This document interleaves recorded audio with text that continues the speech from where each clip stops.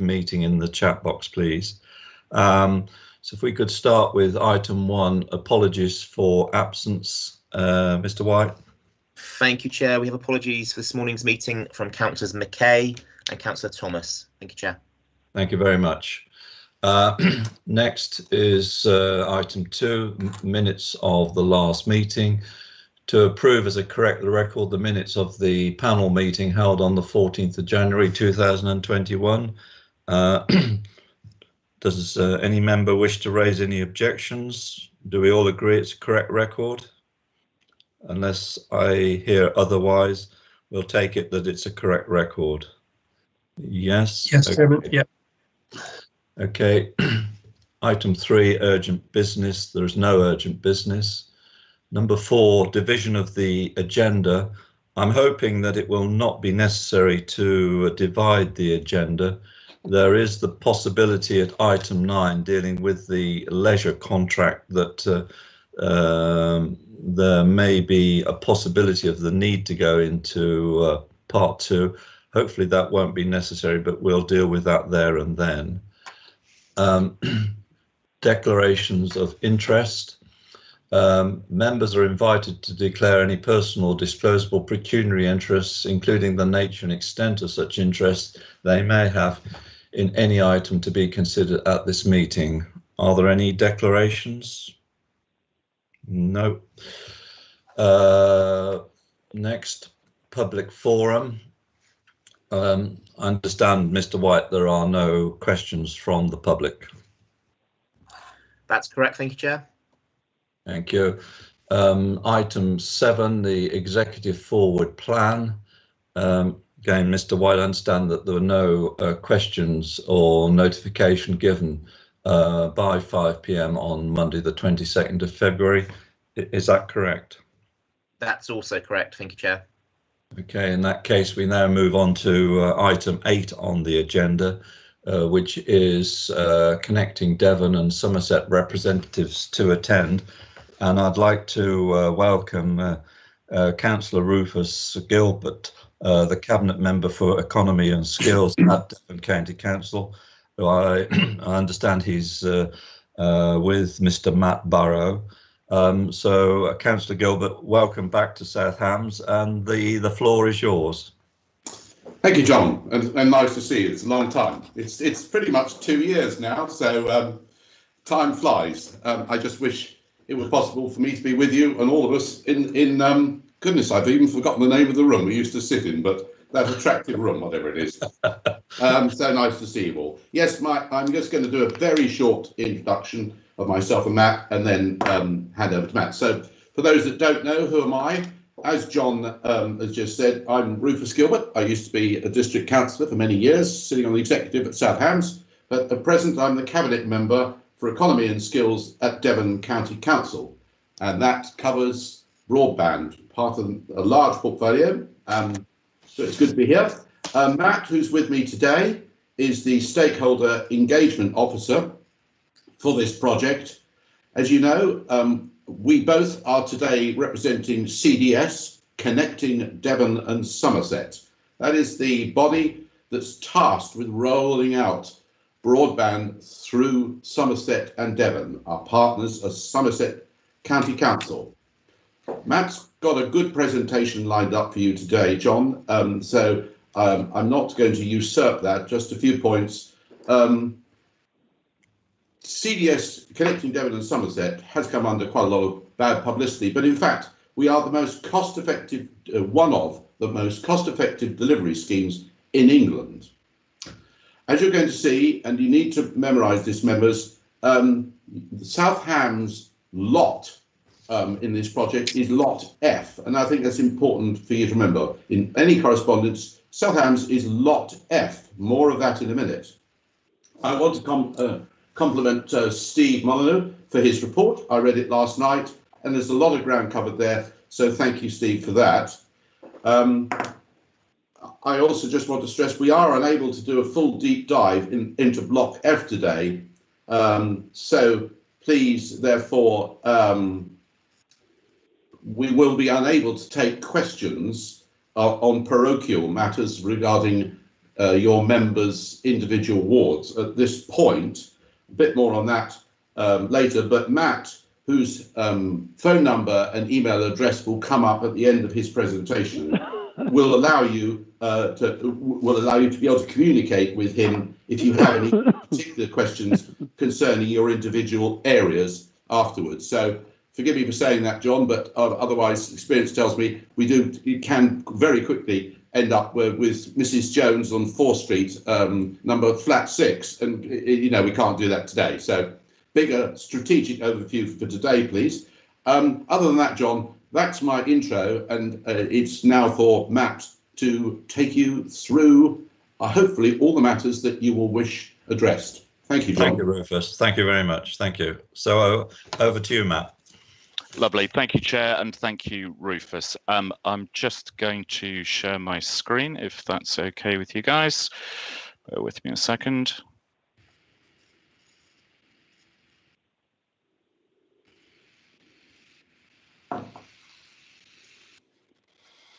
Okay, just give that a second to arrive on your screens. So I'm assuming you can see that. Shout if you can't.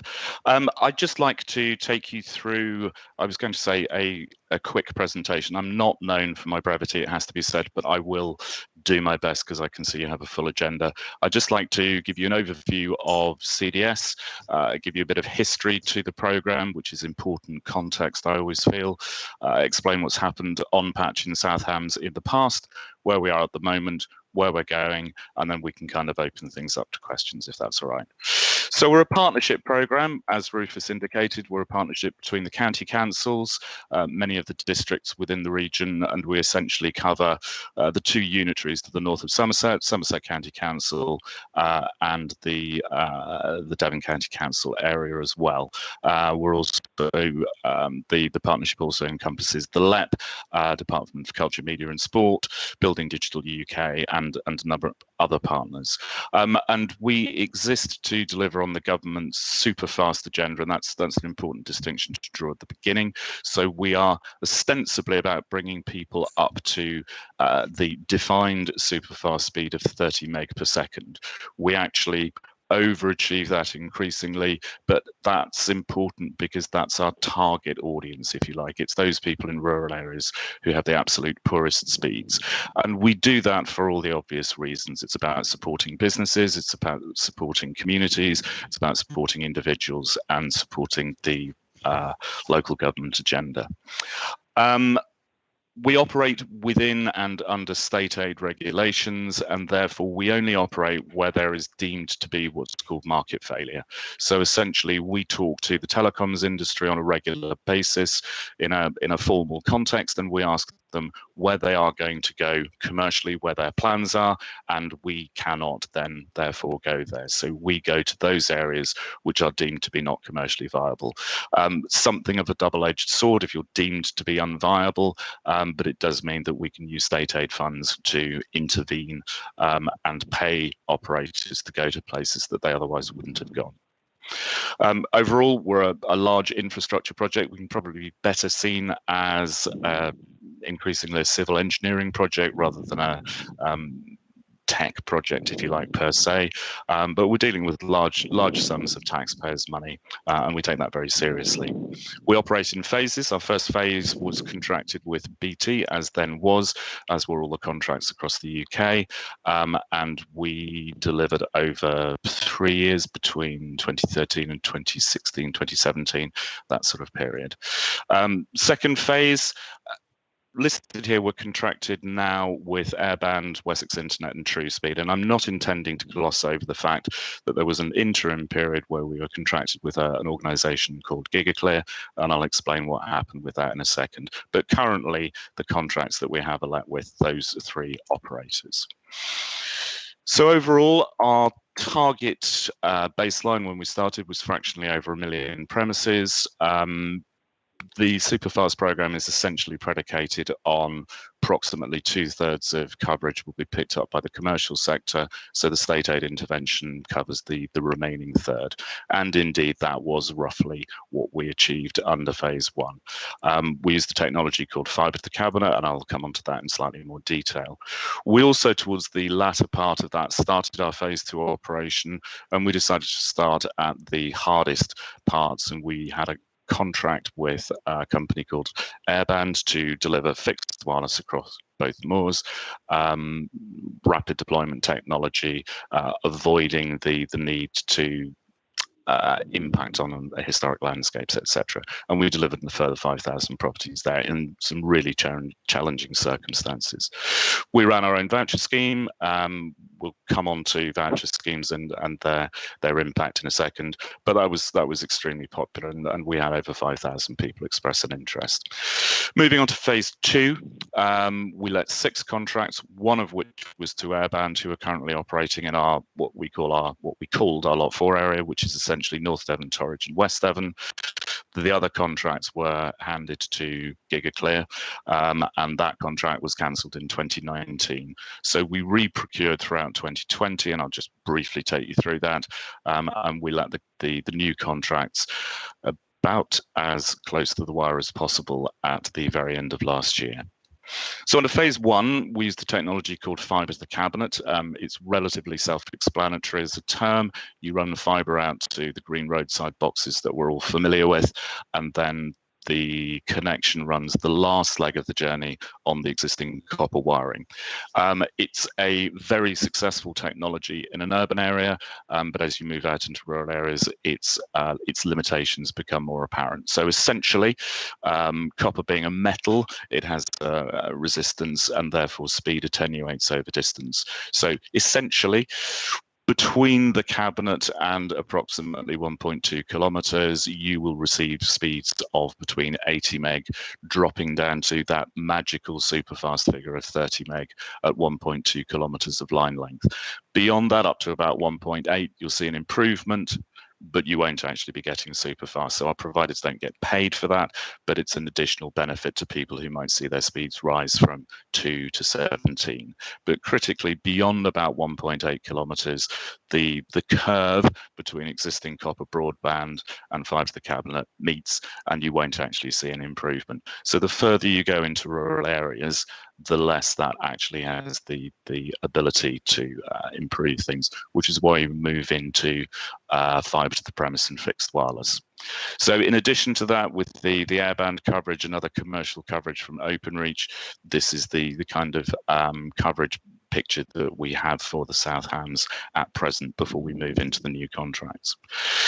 So under Gigabit, they were contracted tail end of 2016 to operate 2017, 18 and 19. And 2018, they announced that they were experiencing difficulties and had run into delays. And there were a whole variety of reasons for that. One of the main ones was that their primary tier one contractor, Carillion Talent, collapsed very, very publicly.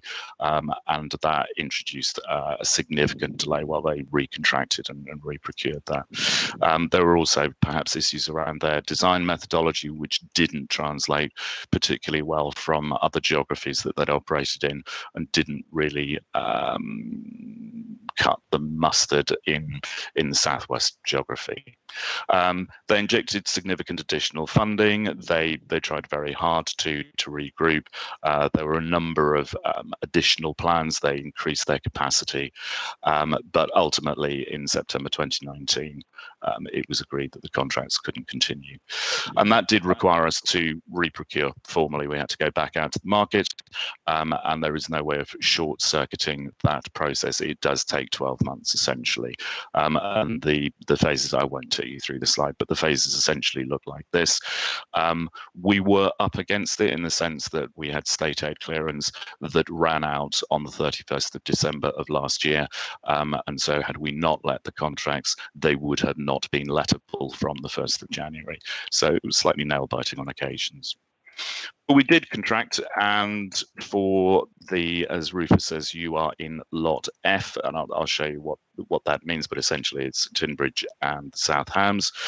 And what happens next is as follows. So clearly, the companies on the award of the contract start to mobilise. They start to recruit additional staff, establish offices. Much of that has been in the works as part of the latter phases of their procurement, but they still need to finalise that and obviously actually take on and commit to paying staff and subcontractors that they have lined up.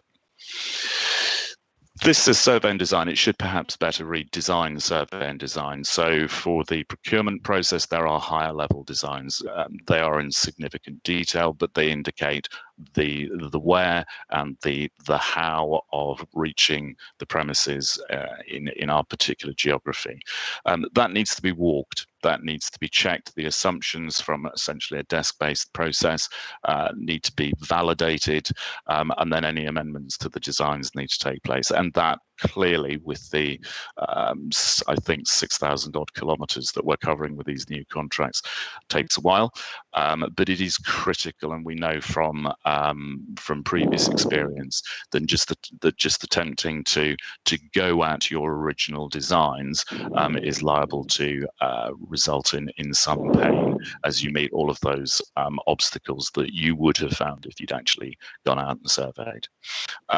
There is then a planning phase where you have to schedule your subcontractors, book them in, book onto the highways. That all takes a degree of time, but then the build process starts, and you will see impact on roads and into communities. So the community engagement piece, which is my particular passion, is absolutely critical in bringing communities with subcontractors so that they recognise that whilst there may be a small amount of temporary pain within their communities, the gain is worth the pain, if you like. And then the properties go live and people will be able to access the services.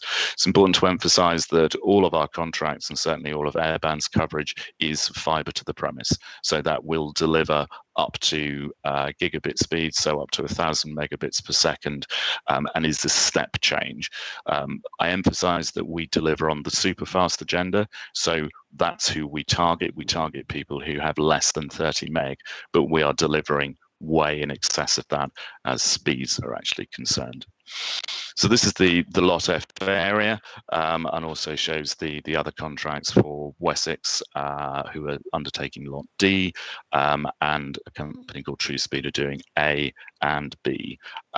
So essentially Airband are covering the remaining geographies of Devon, plus a small amount of formerly West Somerset and Sedgemoor, but that part of Somerset West and Taunton Deane all the way down the coast.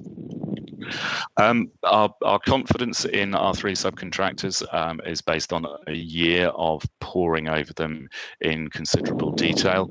They are perhaps less known public names, but they do have considerable experience. They're all 10 to 12 years old.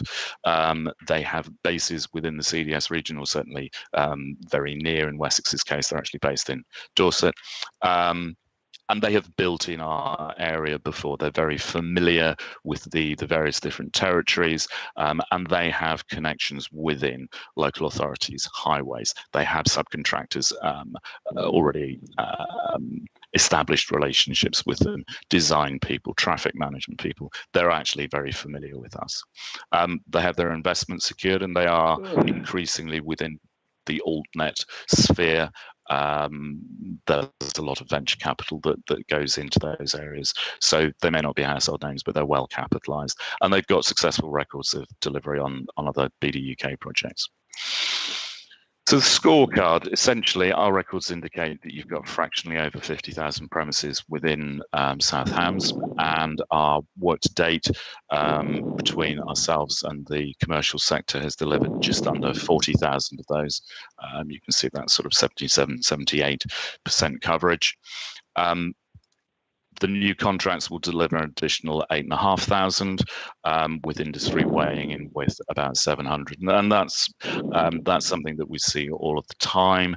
That whilst the perception is that industry will deliver 2/3 and state aid funded programs will deliver 1/3, the reality is often way in the inverse proportions, and in many districts we are delivering 70% of the coverage, with industry weighing in with significantly less.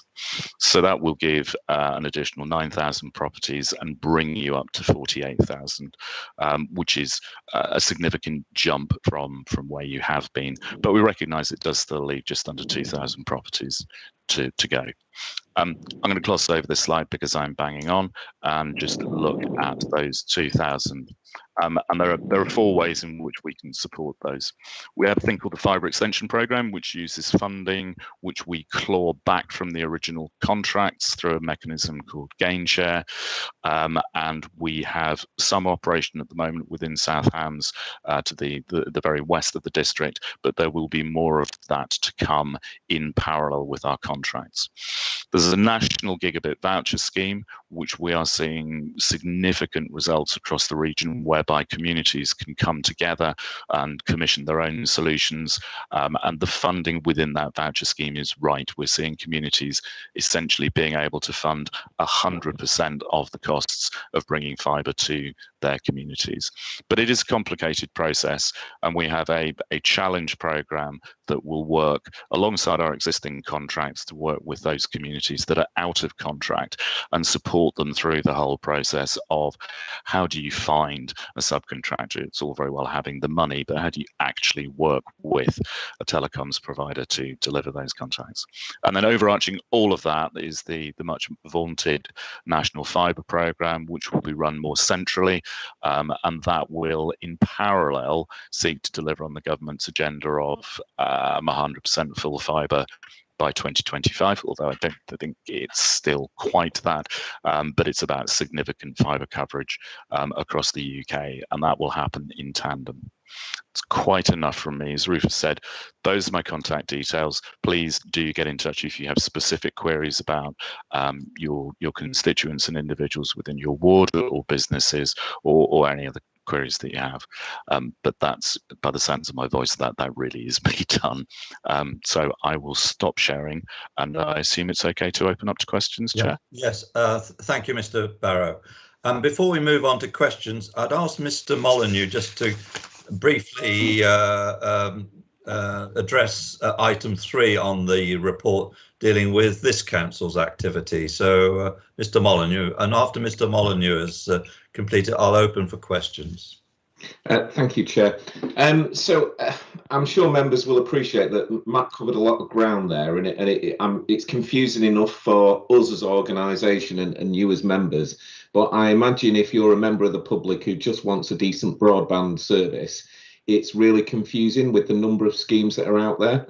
And the issue that, having worked with Matt and the Connecting Devon and Somerset team now for the last couple of years, that one of the issues is Matt has to cover the whole of Devon. So pretty much Matt by himself is trying to talk to parishes, communities, pretty much across the whole of Devon. In working with Matt and his boss, Kerry Devonton, Kerry made me aware that there was an LGA funding pot available for digital connectivity, improving digital connectivity. Through Sarah Gibson, we put a bid in for that funding, a joint bid with West Devon, because that was one of the criteria that you did a joint bid with other councils. And we were successful in securing 1 year funding, match funding of 19,500. So what we've done with that money is we are in the process of recruiting, in effect, our own version of Matt, and we will have our own community broadband support officer. And the vision is that for the next 12 months, and the vision is that role across South Hams and West Devon will engage with communities and work out what the best scheme is, whether Connecting Devon and Somerset are going to deliver in that area. If they're not going to deliver, is there an opportunity to use the rural Gigabit voucher scheme? is there an opportunity to use the universal service obligation, which is a whole thing that Matt didn't mention there? And basically, there's all these different options, and we will have our own officer who will work closely with Matt and work with some of the suppliers that I've now started to build a relationship up with. So BT Openreach, Airband, who'll be in our area, and hopefully make it easier for communities to get that broadband sorted sooner and quicker, and give them the various options. So that's the plan that we've got. And we are in the process, like I say, we're out to advert at the moment. I think the closing date is in the next sort of week or so, and we should be in a position to appoint an officer. The cost to the council is about £9,500.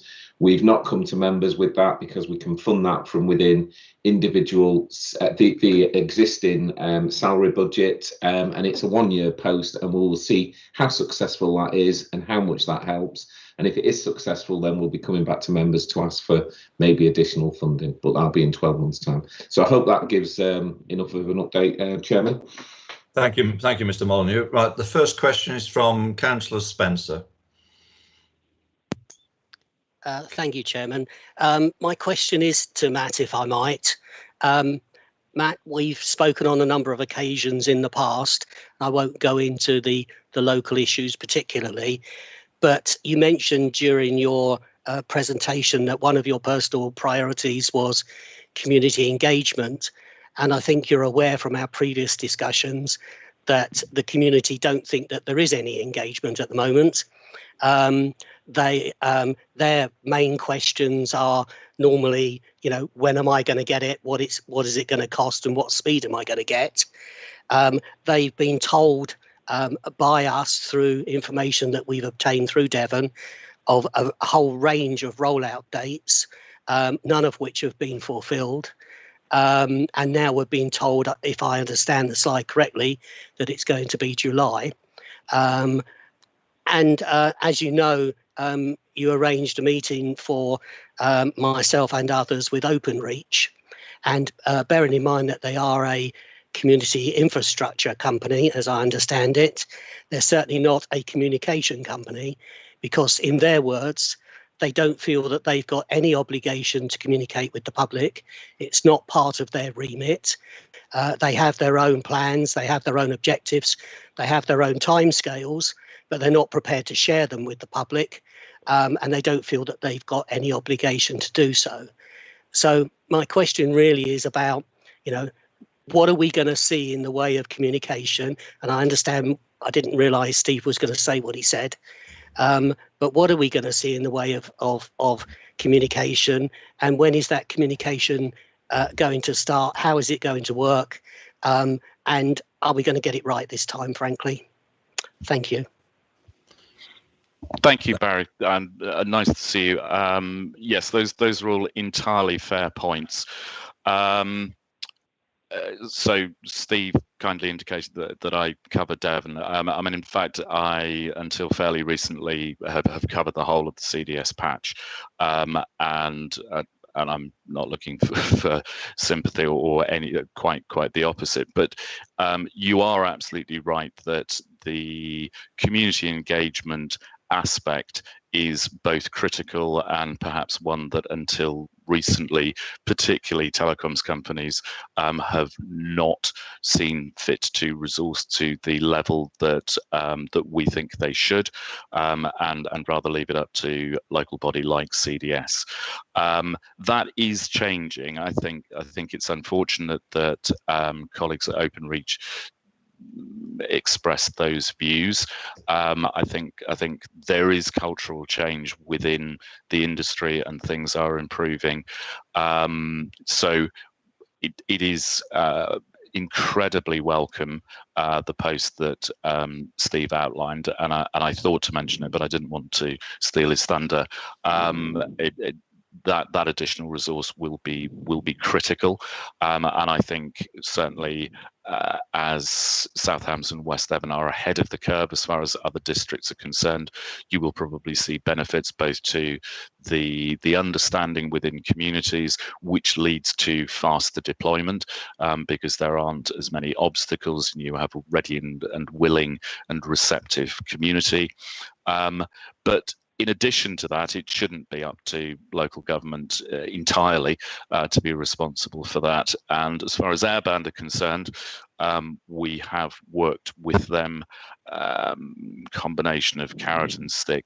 They are willing, and in the last month they have not only agreed resource for their own community engagement officer, but they're actually committing now to two, one of whom is in post, and I look forward to introducing her, and the other one is currently out for recruitment. So within the next month or so, hopefully, they will have two community engagement officers covering the patch. So that will, in one fell swoop, increase the engagement by 300%. It's still not enough, but I think it will prove to industry the benefit of doing that, and will remove some of the entirely understandable frustrations like communities such as yours feel on a day-to-day basis.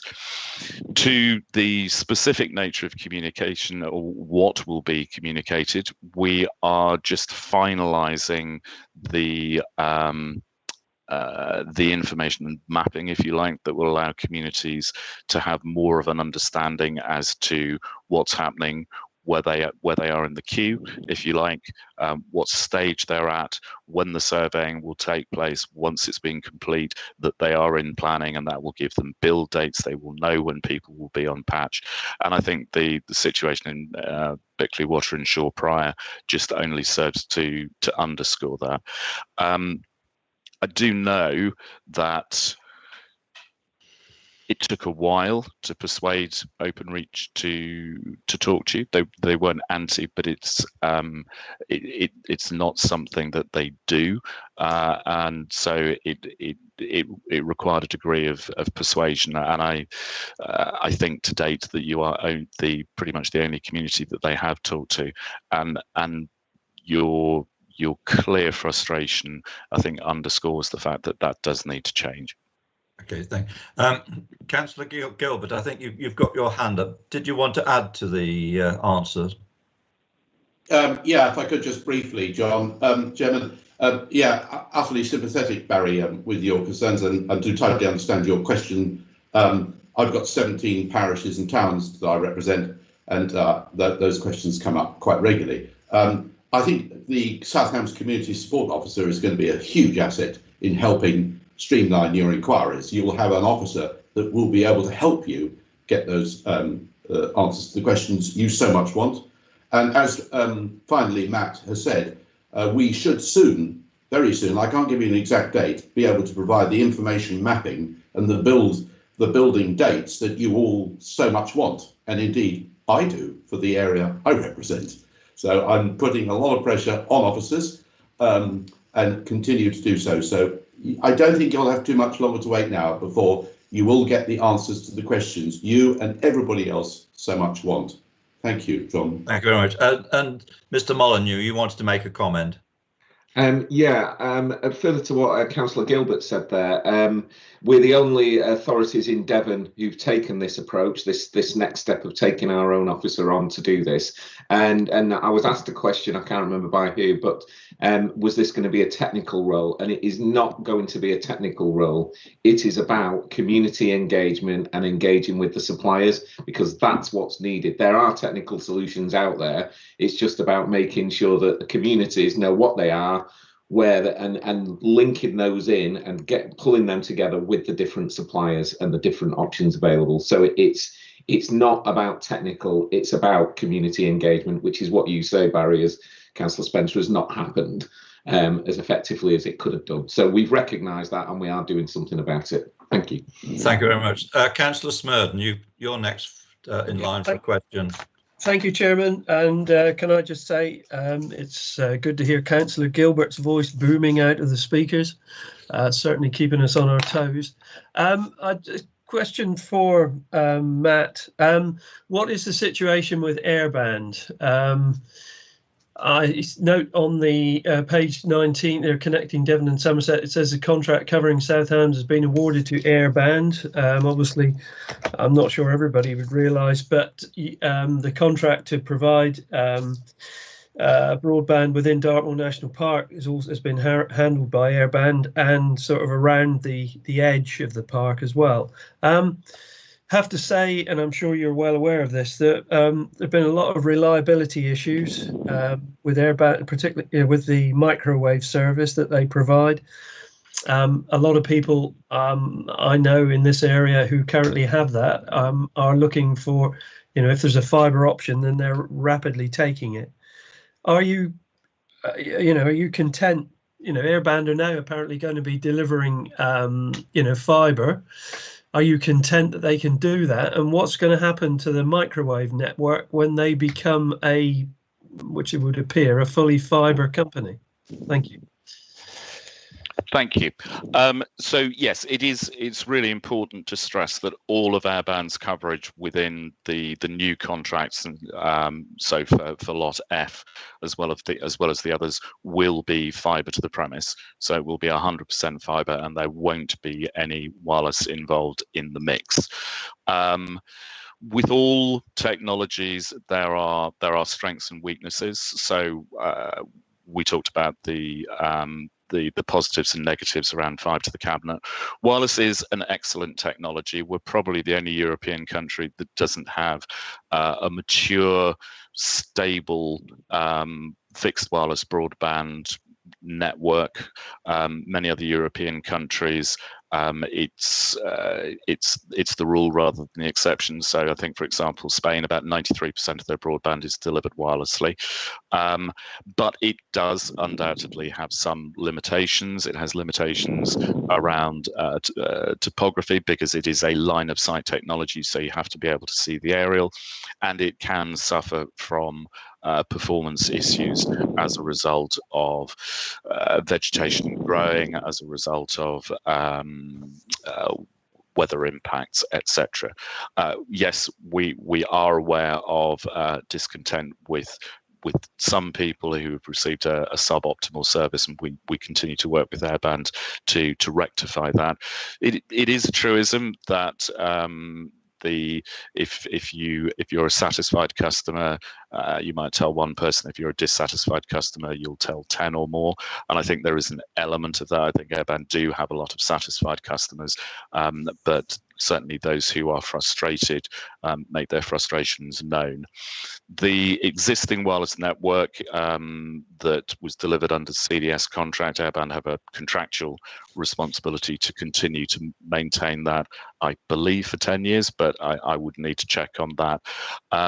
Where possible and where cost effective, their business model does look to migrate wireless customers over to fibre where they possibly can.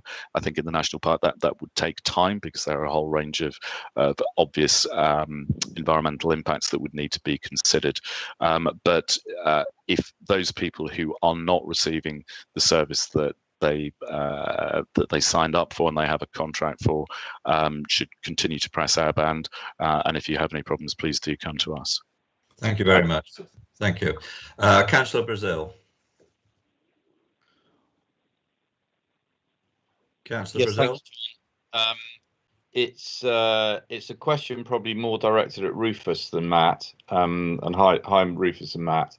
And that is that obviously during this pandemic, it's become absolutely clear, if it wasn't already, how vitally important that broadband access and speeds are to our communities. And I'm slightly perturbed that it appears as if almost that the department at county seems to be under-resourced. It is slightly worrying to me that Matt is having to cover the whole of Devon, as if he's the only one person. If you want to contact someone about broadband and the delivery in Devon, you contact Matt wherever you are. And I don't think that's right. So really what I'm looking for is an assurance from Rufus that we can divert resources into what is an absolutely crucial part of our building back after this pandemic, that so that we aren't under resourced, and that there never is the answer comes back, I'm afraid they can't because they're so busy doing everything else. That this should be the absolute top priority within the Economic Regeneration Department at County, and everything else is secondary to it.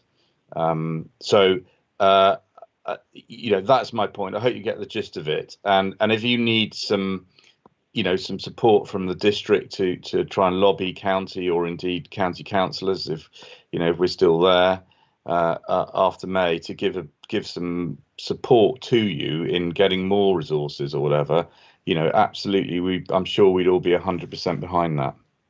Thank you. Councillor Gilbert. Okay. Morning, Julian.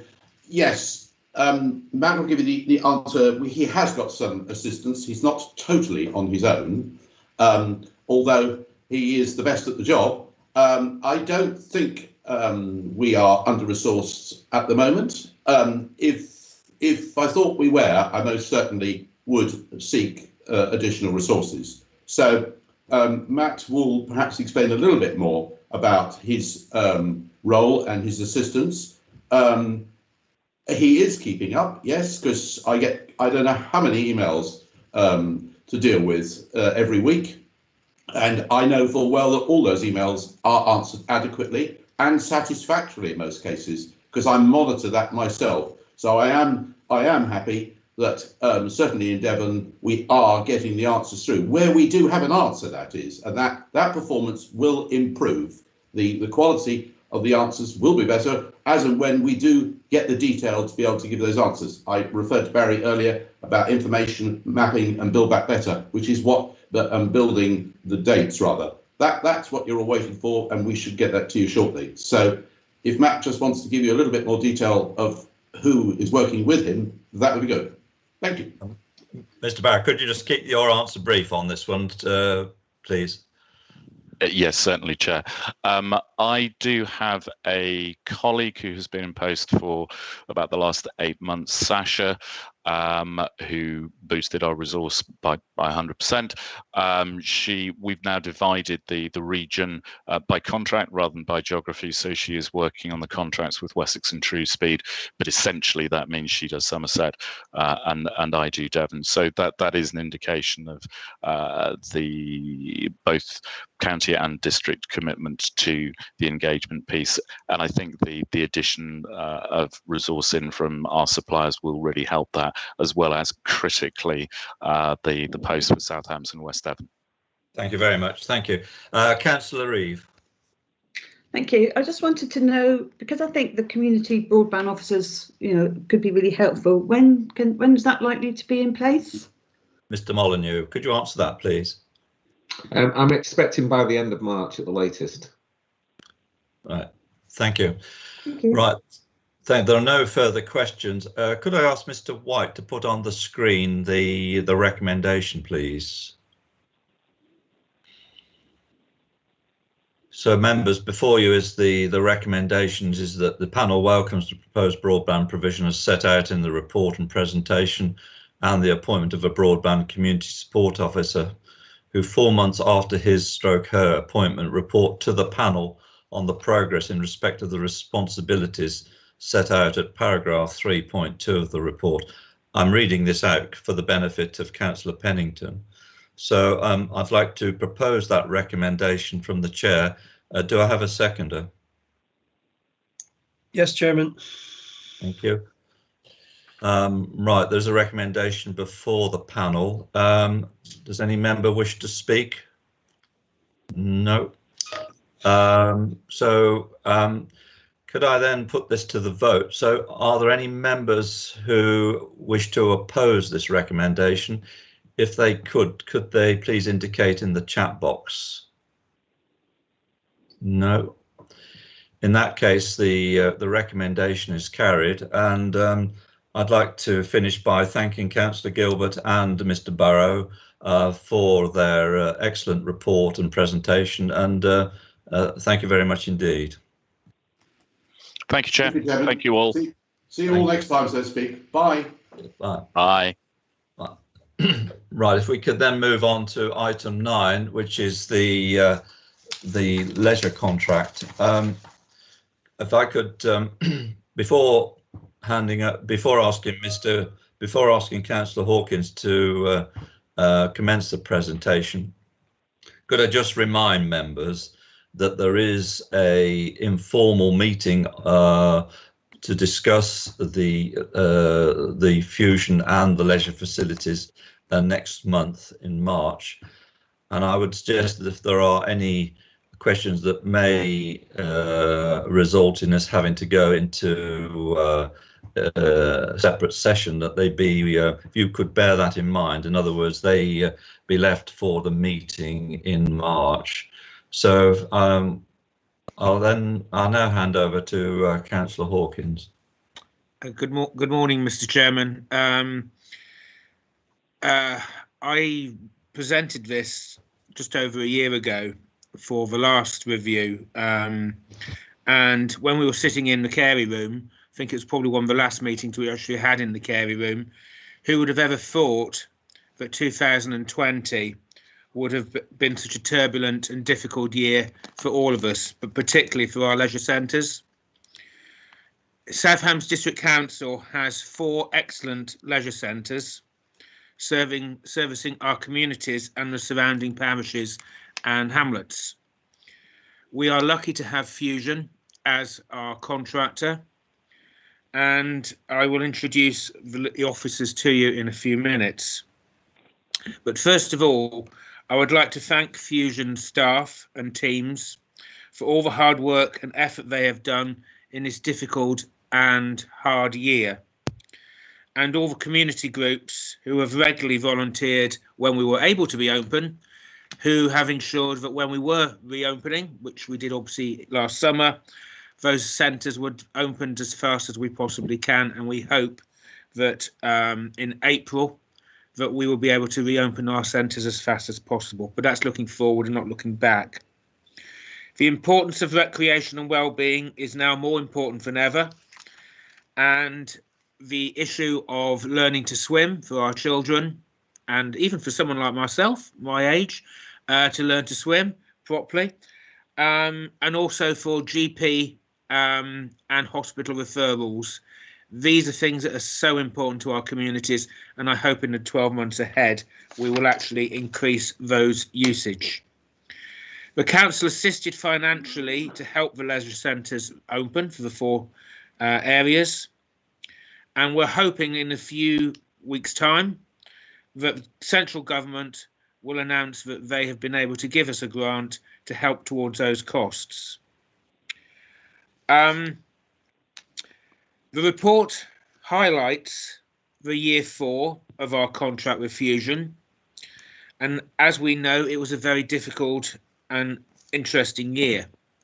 I know that members constantly contacted me about what was happening, and I hope very much that we did all we possibly could to help and get those centres open for them and answer questions.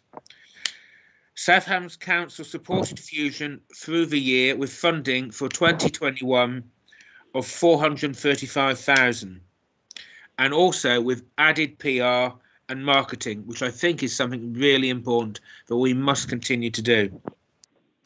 After a positive start in the beginning of 2020, the committee's task and finish group set out some key issues for our leisure centres. And if you remember, the main issue of concern way back, I think it must have been February 2020, was whether we'd gone contactless or not. What happy times those were. What a different world we'd lived in then. I would like to introduce you to Greg Holland, who is Fusion's Regional Director, and also Stephen Ross, who is their Business Development Manager. And I don't know whether Steve has anything else to comment on, but I'll pass on to their presentation. Thank you, Chairman. Thank you, Councillor Hawkins. Thank you, Chair. Councillor Hawkins, thank you for your kind words regarding Fusion and the support as well that was provided throughout the period. If I could, I'd just like to say good morning to everyone. My name's Greg Holland, the Regional Manager for Fusion Lifestyle. And with me is my colleague Steve Rose, who's the Business Development Manager, and we work very closely in partnership with Chris Brook, John Parkinson and Lisa Buckle as well. So just prior to starting the presentation, I'd just like to take this opportunity to thank you all for your help and support through 2020 and moving into 2021, enabling us to reopen and operate the leisure facilities in South Hams, which I'll come on to shortly through the presentation. If I can just go to the agenda slide as well, please.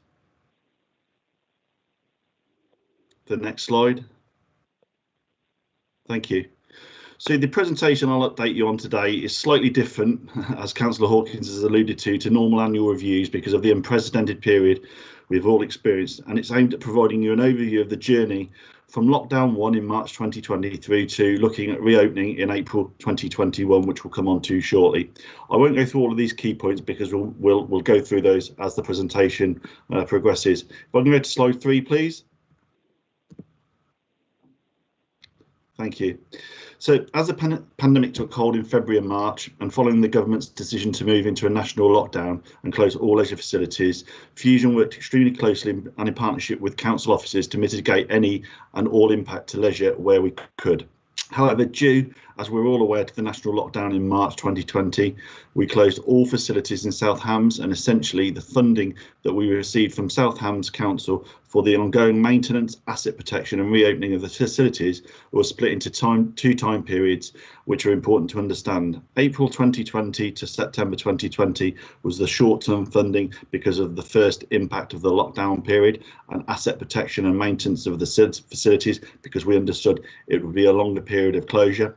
And then October 2020 to March 2021, the longer term funding with internal reviews and approvals. And the funding essentially worked around lockdown 1 and was based around this period and what we knew at the time. But as we know now, didn't incorporate any impact of lockdown 2 in November or lockdown 3 from January onwards, which we're hoping to come out of shortly. And we hope to update you shortly on the reopening of leisure facilities. If I could go on to slide 4, please. Thank you.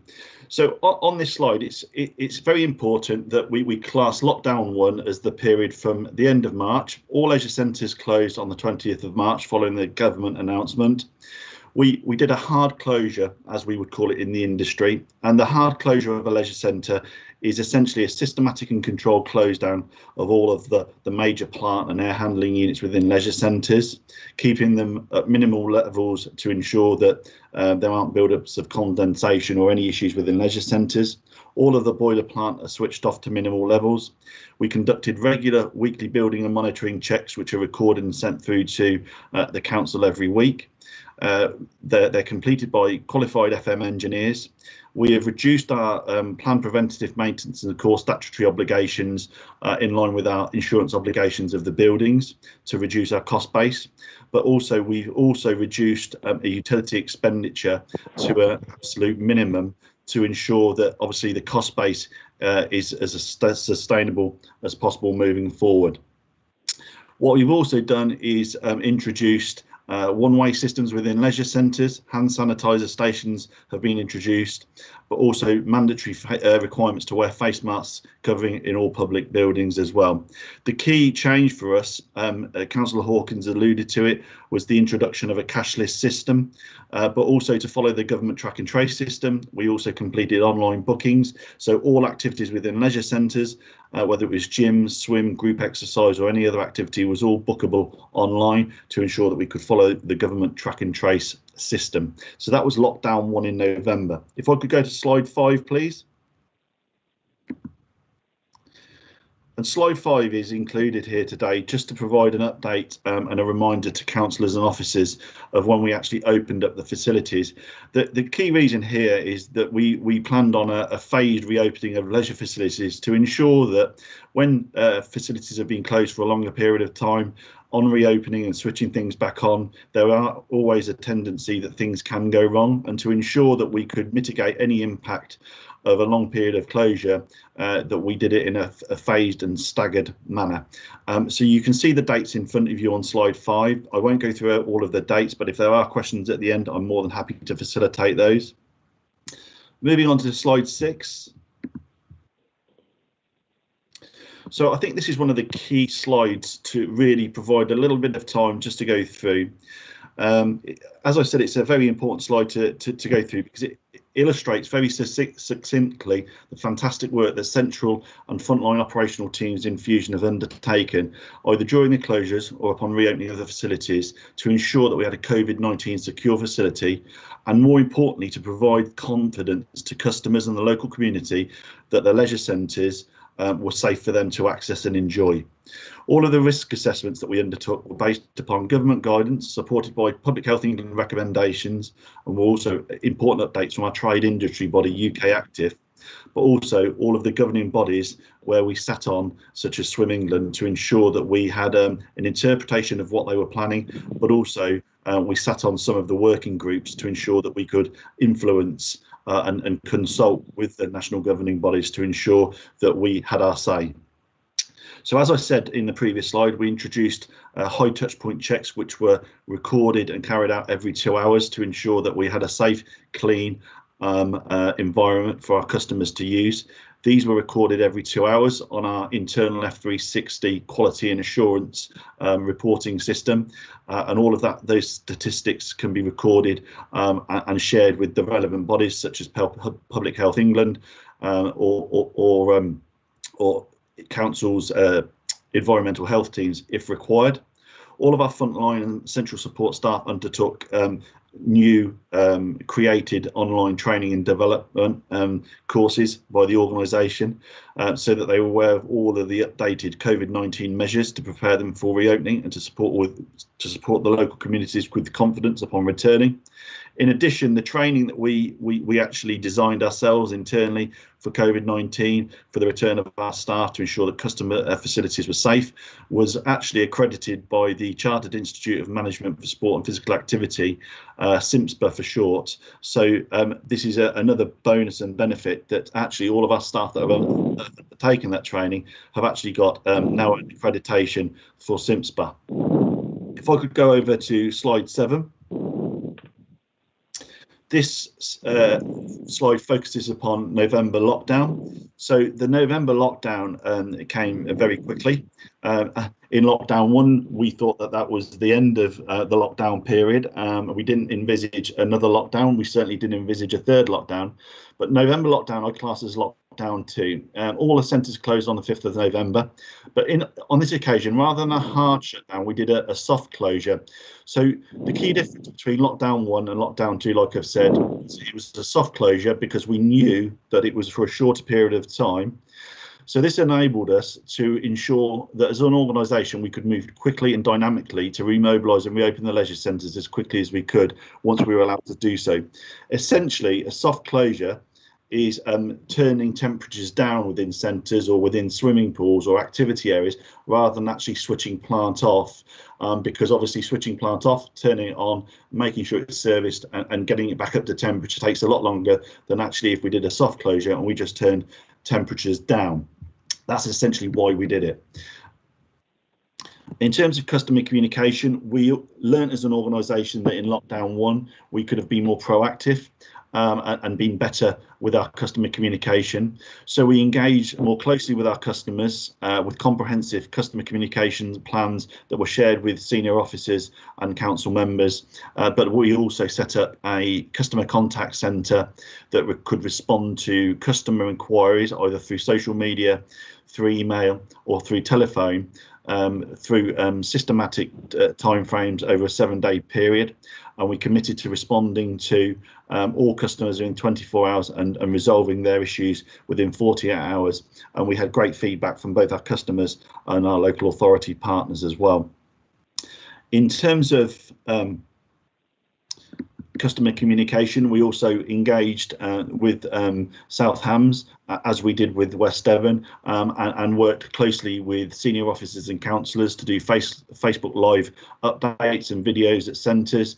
to promote and provide confidence to the local communities that our centres were safe to use, which is very important, as it will be in April when we reopen the centres, to ensure the local communities are confident of our standards and our facilities, and also to make sure that we've promoted them in the right way, and we can welcome and encourage them to come back and partake in physical activity. If I could go on to slide 8, please. Slide 8 concentrates on lockdown 3. So in late December, we were governed and informed by the government that we were going to lockdown 3. All of the procedures that we undertook in lockdown 3 from January onwards were similar to March. We knew that it would be a longer period of closure. So rather than a soft closure as we did in November, we completed a harder close down. So we actually switched off plant and machinery to ensure that we could reduce our cost base. We placed all of our staff on furlough. We carried out very detailed demobilisation plans, as we do when we reopen with remobilisation plans, to ensure that we capture all key operational tasks, which include staffing, resource, finance, health and safety, facility management, and they're recorded centrally for our purposes. We've also built upon the comprehensive customer communication plans that we've got with clients, or we've shared with clients and customers, and they've improved dramatically.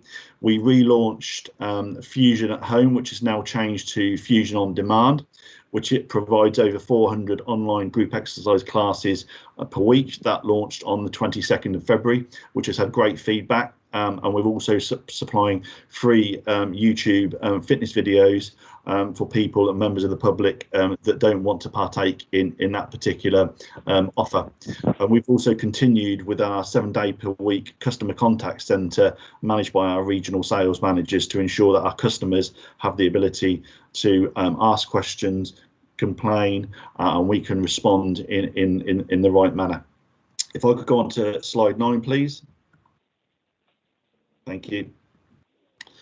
So slide 9 just provides an overview. As you know, most leisure operators and businesses, because of the pandemic, undertook a review of their staffing structures, as Fusion Lifestyle did, and we commenced a redundancy programme and a staff review in July, which concluded in the early part of November. So essentially, within this, pre-COVID, the headcount was 150. The current permanent staff headcount was 129. 120 positions were retained, but 37 positions were made redundant. This actually includes people that have dual roles. So some staff, these aren't individual roles. Some staff have 2 or 3 different roles within our organisation, within all contracts that we manage on a national basis. So it isn't 37 separate people, it's 37 separate positions that have been made redundant. The key areas of effect were catering staff, because of the closures of the centres and the proposed throughput and the social distancing measures that were placed upon us because of the pandemic. We closed our catering facilities and catering staff were made redundant. In addition, the team leader role, which is essentially a duty manager role, that the entire role, not the people, but the role, was made redundant, and a suitable equivalent was provided, and we restructured our management teams. So there were general managers and assistant managers, and then it dropped down to frontline staff. So the team leader role was removed. So there was 26 in total between catering and team leader. The position changes came into effect from November. We retained as many people as we could, and what we've seen as an industry, and this is similar to other leisure operators and I'm sure other businesses, staff, while they've been on furlough, have actually actively taken that time to review what they want to do.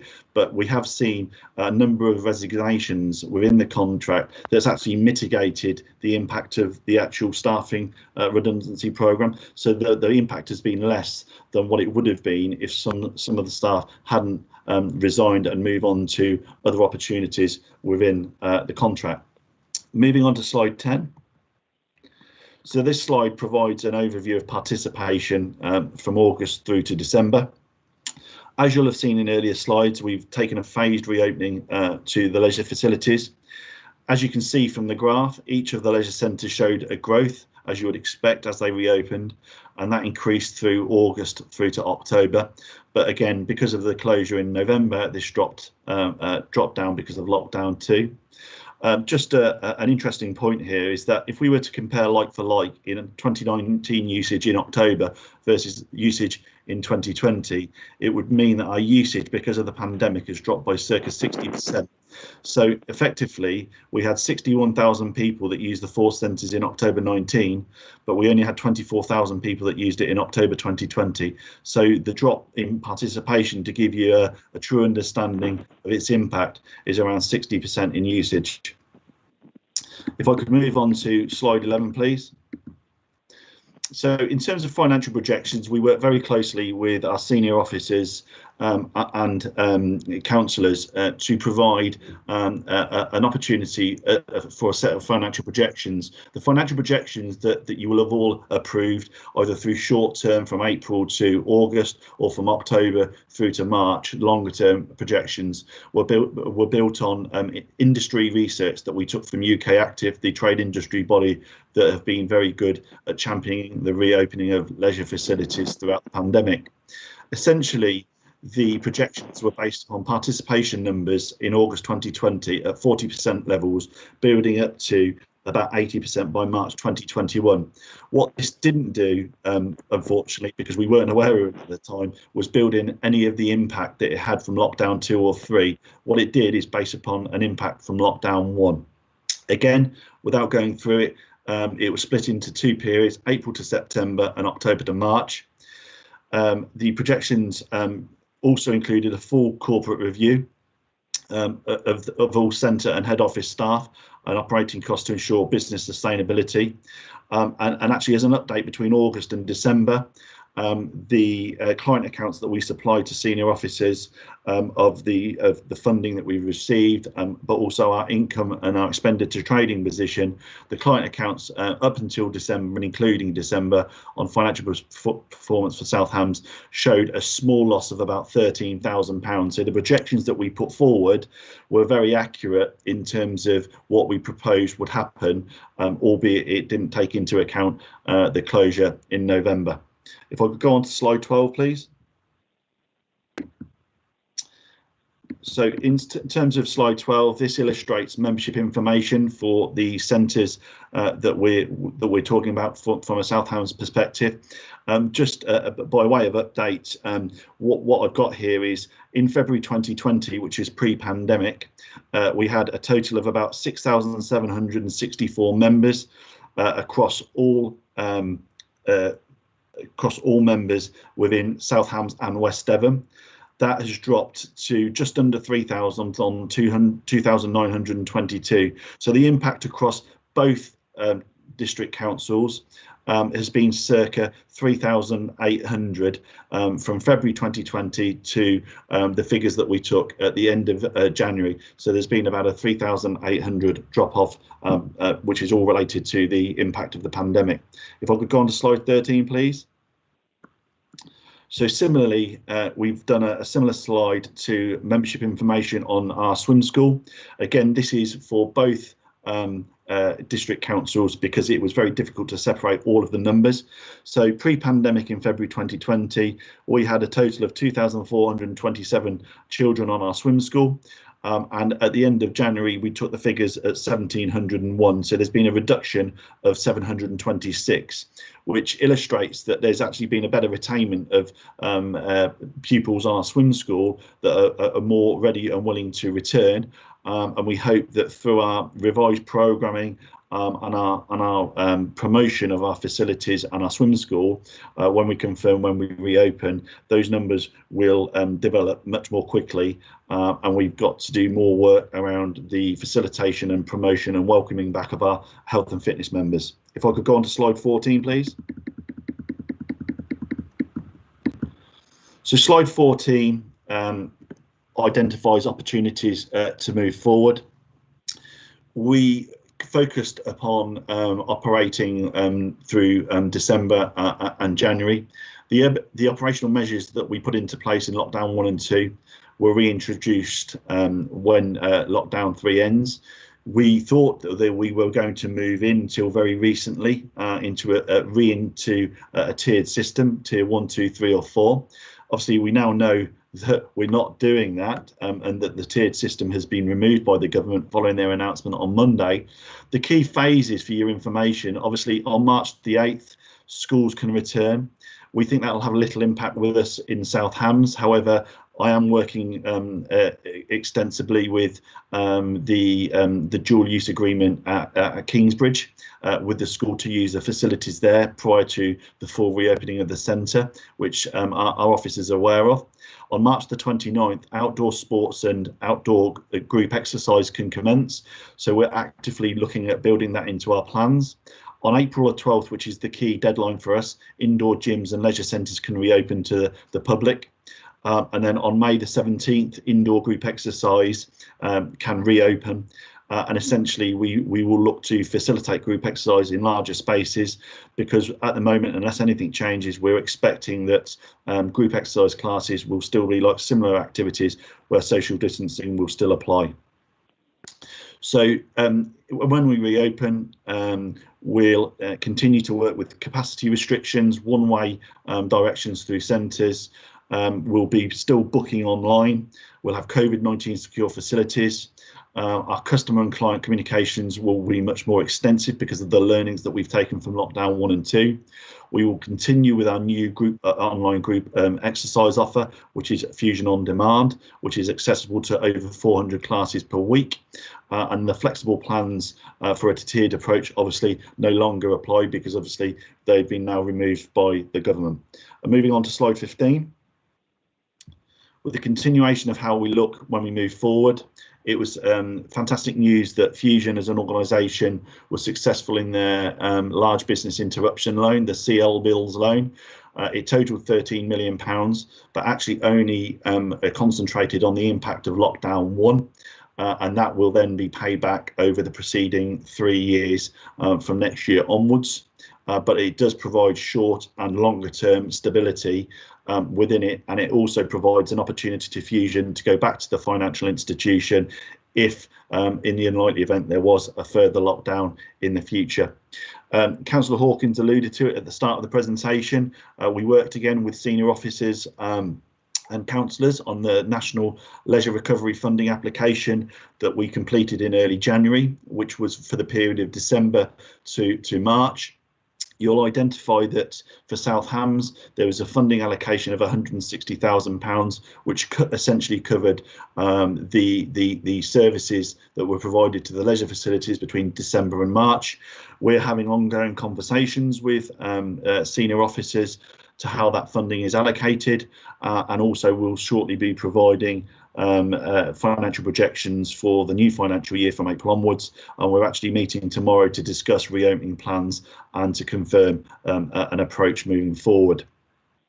In addition to that, we will also finalise the projections and send them through to the council offices, and also review our pricing structure, because we did keep the pricing to an agreed amount in conjunction with our last submission of financial projections as well. That concludes the presentation, Chair. I'm now open to questions if there are any questions to be had. Thank you. Mr. Holland, thank you very much indeed. That's the most comprehensive. Thank you very much indeed. So, members, are there any questions? There's none in the chat. Councillor O'Callaghan, please. Thank you, Chair, and thank you, Greg. Just a sort of very basic question, really. When the leisure centres reopen, what do you think are the main things people will notice that are different from before? Essentially, Councillor O'Callaghan, things will be very similar. So the marketing and branding and the signage, which I think was a real success for us, will remain in place. Online bookings will remain in place because we still have to follow the government track and trace scheme, and it also identified a better attainment of information for us to use for marketing and promotional purposes, but more so to track and trace the activity within the leisure centres that we can report back to yourselves and senior officers. We will also continue with our comprehensive customer communication plan, because that's one thing we really did learn. I think all organisations have learned in some way through this pandemic, but we've certainly learned that our customer comms have been more extensive. one of the main differences that users will have the ability to utilise. So at the moment, all of our existing members have the ability to avail of our new Fusion On Demand platform, which is an online digital platform, and they have a free subscription until the leisure centres reopen, but it provides them access to over 400 online group exercise classes per week. So there's some subtle differences that they will see, but essentially it will remain the same in terms of operations within the leisure centres. Thank you very much. Thank you. Councillor Spencer. Thank you, Chairman. I wanted to ask a couple of questions of Councillor Hawkins, if I might, and also a couple of questions to Greg Holland as well. So the first one, when I look at the covering report under 2.4, I see that there's a comment is made, there is no financial cost to the council in the provision of the leisure contract. I just wonder how accurate that is, or have I misunderstood it?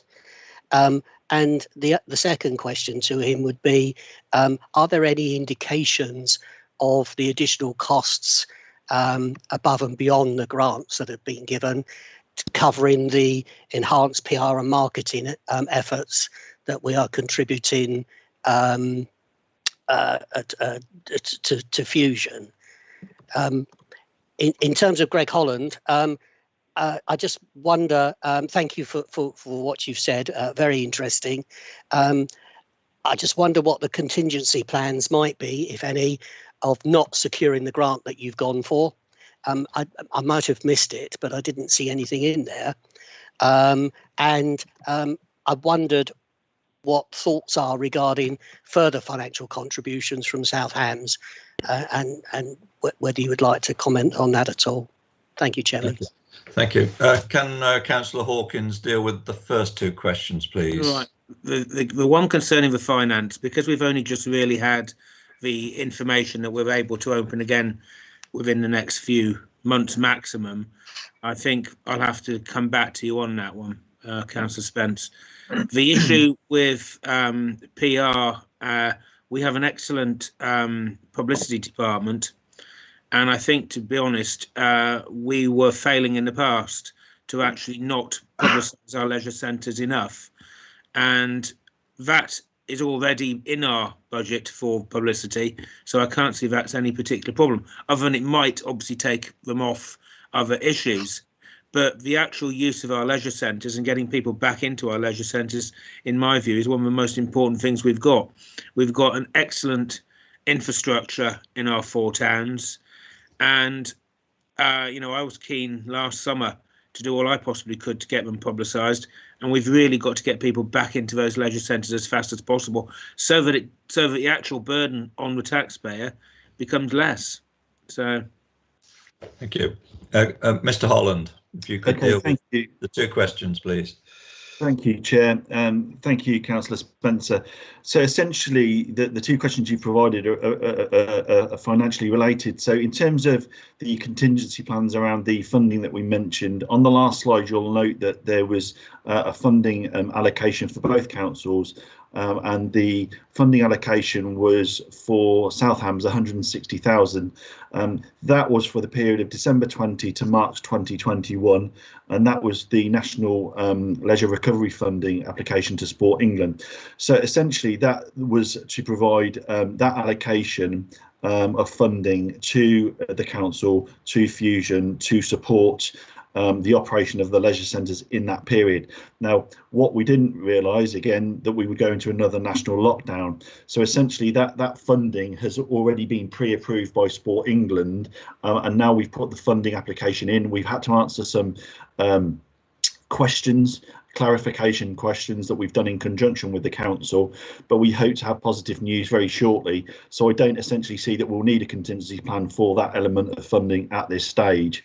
I believe that Sport England are already working with central government on longer term funding from April onwards, but I believe that will only come out once the funding allocations that we're talking about now have been confirmed with operators and councils alike.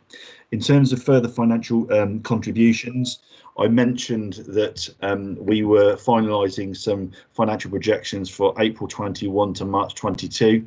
We're actually meeting with council officers very shortly to go through that. And I believe that longer term funding through Sport England and the financial projections will be a separate discussion that we'll need to have. So I can't really comment on that at this stage. Thank you very much indeed, Mr. Holland. Councillor I have a Smurd. question. Yes, Councillor Pennington, in a moment. Councillor Smurd, and then I'll come to you, Councillor Pennington. That's okay. I'm happy to let Councillor Pennington go. I've let Councillor Pennington go in front of me. It's fine. Thank you, Councillor Smurd. Councillor Pennington, your question. Yes, I'm just referring again to the 100 million for leisure. Now, we go on to then say, but it's not very clear to me, and I'd like it made clear, with regards to the 160,000 that has been applied for. Have we had any further progress for that, please?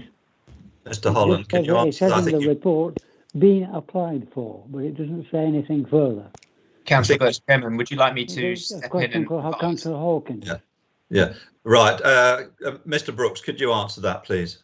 Happy to, Chairman. So, yes, we have applied. It's a bit of a team effort between Fusion and the Council to Sport England for the amount of money. It's been an unusual bid process insofar as the amount of money that we're applying for was sort of predetermined. And really, it was an information gathering exercise on the part of Sport England to help them lobby the government for future rounds of funding. So we were happy to help provide them that information because it stands us in good stead, as Greg alluded to lobby for funding for this current lockdown phase that we're in. So we know the amount before we apply. We've applied. They are working through the data we've sent, but as yet we haven't received the funding. We believe the funding should be received by the middle of March at the latest. Some councils have received their funding already, and we are lobbying them. Well, we're actively contacting them to say, you know, where are we on the list? What's going on? So we're not concerned. We believe we'll get the money shortly. And I hope that next time we're having this conversation with members, I'll be able to report a positive outcome on that. Thank you, Mr. Brooks. Thank you. Oh, thank you for that. And okay. Therefore, I am going to propose, if I may, that the council, and it may have to wait till March, gets onto our Member of Parliament to get moving on this, please. This is important. I think your message is clear there, so I'll pass that to Mr. Brooks to take action. They don't seem to be doing anything. Okay, thank you. Councillor Smurden. Yep. Whoops. Thank you, Chair. Yes, just a question around obviously with reopening, etc. With regard to toilets and showers. With regard to the government guidance, particularly around sort of campsites and things like that, campsites can in quite a few cases they can open, but they're keeping their toilets and showers closed. Is there any way that you can manage, the toilets and showers, in order to, make it easy or less chance of transmission, etc. I'm thinking of obviously, more individual type, cubicles and that type of thing. Thanks. Yeah, no, thank you, Councillor Smurden. So to answer your question, as we reopened in December and as we reopened last summer, we did manage to, just at the very end of the process, stagger the opening of showers. But we had to be very careful in terms of the cleaning of them and the phased reopening of them. It is our plan to plan for having shower availability. It won't be the normal levels of showers, but we will have a provision of showers open. We've always had toilet facilities available at the leisure centres, albeit they were on the entry into the facilities, but they were available. But again, because of touch points and high cleaning levels, we've had them available, and we plan to have them available as we reopen. Thank you. Thank you. Councillor Sweet. Hi, thank you. You may have answered some of these questions because my internet dropped out, so I was off the meeting for a moment. You mentioned about staffing and redundancies. So you answered some of that. Have all the staff been fully furloughed? Has everybody, but all the staff across the centre, has been happy with their furlough agreements? And also sort of going back to the cashless, has this impacted, to your knowledge, any staff cuts? Those are my first questions. Thank you. Mr. Holland. Yeah, thank you. So from a staffing and the redundancy programme is now finished. That concluded in November and all changes were made. I can confirm that all of our staff, excluding myself at the moment, and also the facility management engineer, are all on furlough. Am I aware of any issues regarding to furlough arrangements? I'm aware, because I manage 8 contracts there. There have been a number of items with regards to furlough, because the furlough scheme is very technical and very complex. However, those issues have been resolved, and I'm not aware of any outstanding furlough issues or arrangements within South Hams, the staffing. And in terms of cashless, I am not aware of any reduction to staffing that cashless has led to, albeit only to support, obviously, the current transaction of services within the centres at the moment, and keeping people safe as they enter the services. Thank you. That's great. Could I ask my second question, John? Is that okay? Yes. I just noticed that there isn't any mention of any commitment to become more environmental as we're coming out of this lockdown. I'm just wondering if there's been, what conversations that there have been regarding those issues. I think our leisure accounts for about 30% of our South Hams DC carbon output. So I'm just wondering what your plans are to make things a bit more efficient. You've mentioned boilers switching on and off and energy being off. So I'm just wondering, how much energy that's actually saved and what you've kind of learned through that process moving forward. Okay, it's very difficult to learn a lot when we've had to close buildings down, if I'm being totally transparent. But we have recently spoken and met with council officers regarding the energy management of centres moving forward. We have been asked to look at the provision of solar panels at leisure centres, and I'm actually leading on developing a paper internally that we can present back to the council to identify ways of solar panel usage to reduce the energy impact on the leisure centres as a whole. We also have variable speed drives on our circulation pumps within a lot of our leisure centres, which improves the efficiency of our pumps, but also lessens the impact in terms of the energy costs that we sustain. And we're also always looking at reviewing energy audits within leisure centres that our general managers can do and can link in with our energy managers in our head office. Thank you very much. Councillor Kemp. Hi there. I just wondered if Fusion are in a position to offer wash facilities for overnight boaters, because we seem to get quite a few now at the top end of the estuary. And also, what would you spend £160,000 on going forwards? Sorry, it was breaking up, Councillor Kemp, on the first question. Overnight, did you say travellers? Sorry. No, I didn't. I said overnight boaters. Oh, boaters, I'm sorry. So I know quite a few people that more up in Kingsbridge that have got nowhere to shower. So I just wondered if that was a something you could offer in the future. I think it's certainly something we could consider. I think if it's overnight shower facilities that they want, it was probably very difficult because of the operational times of the facilities. But there's certainly something. No, not that they have an overnight shower. That they have a shower, when they've moored up for the night and slept overnight, and then come into the sports centre to use a shower facility. Yeah, there's actually an admission charge at the centre that covers the admission to the centre, but also the ability to have a shower as well. We have that. That's a long-standing arrangement that we've had in place. Okay, and the other question was, what if going forwards, what would you spend 160 grand on? Well, as I've stated, we're meeting with the council officers very shortly, but the £160,000 of funding will obviously be utilised to offset the costs of operating the facilities or reopening of the facilities moving forward.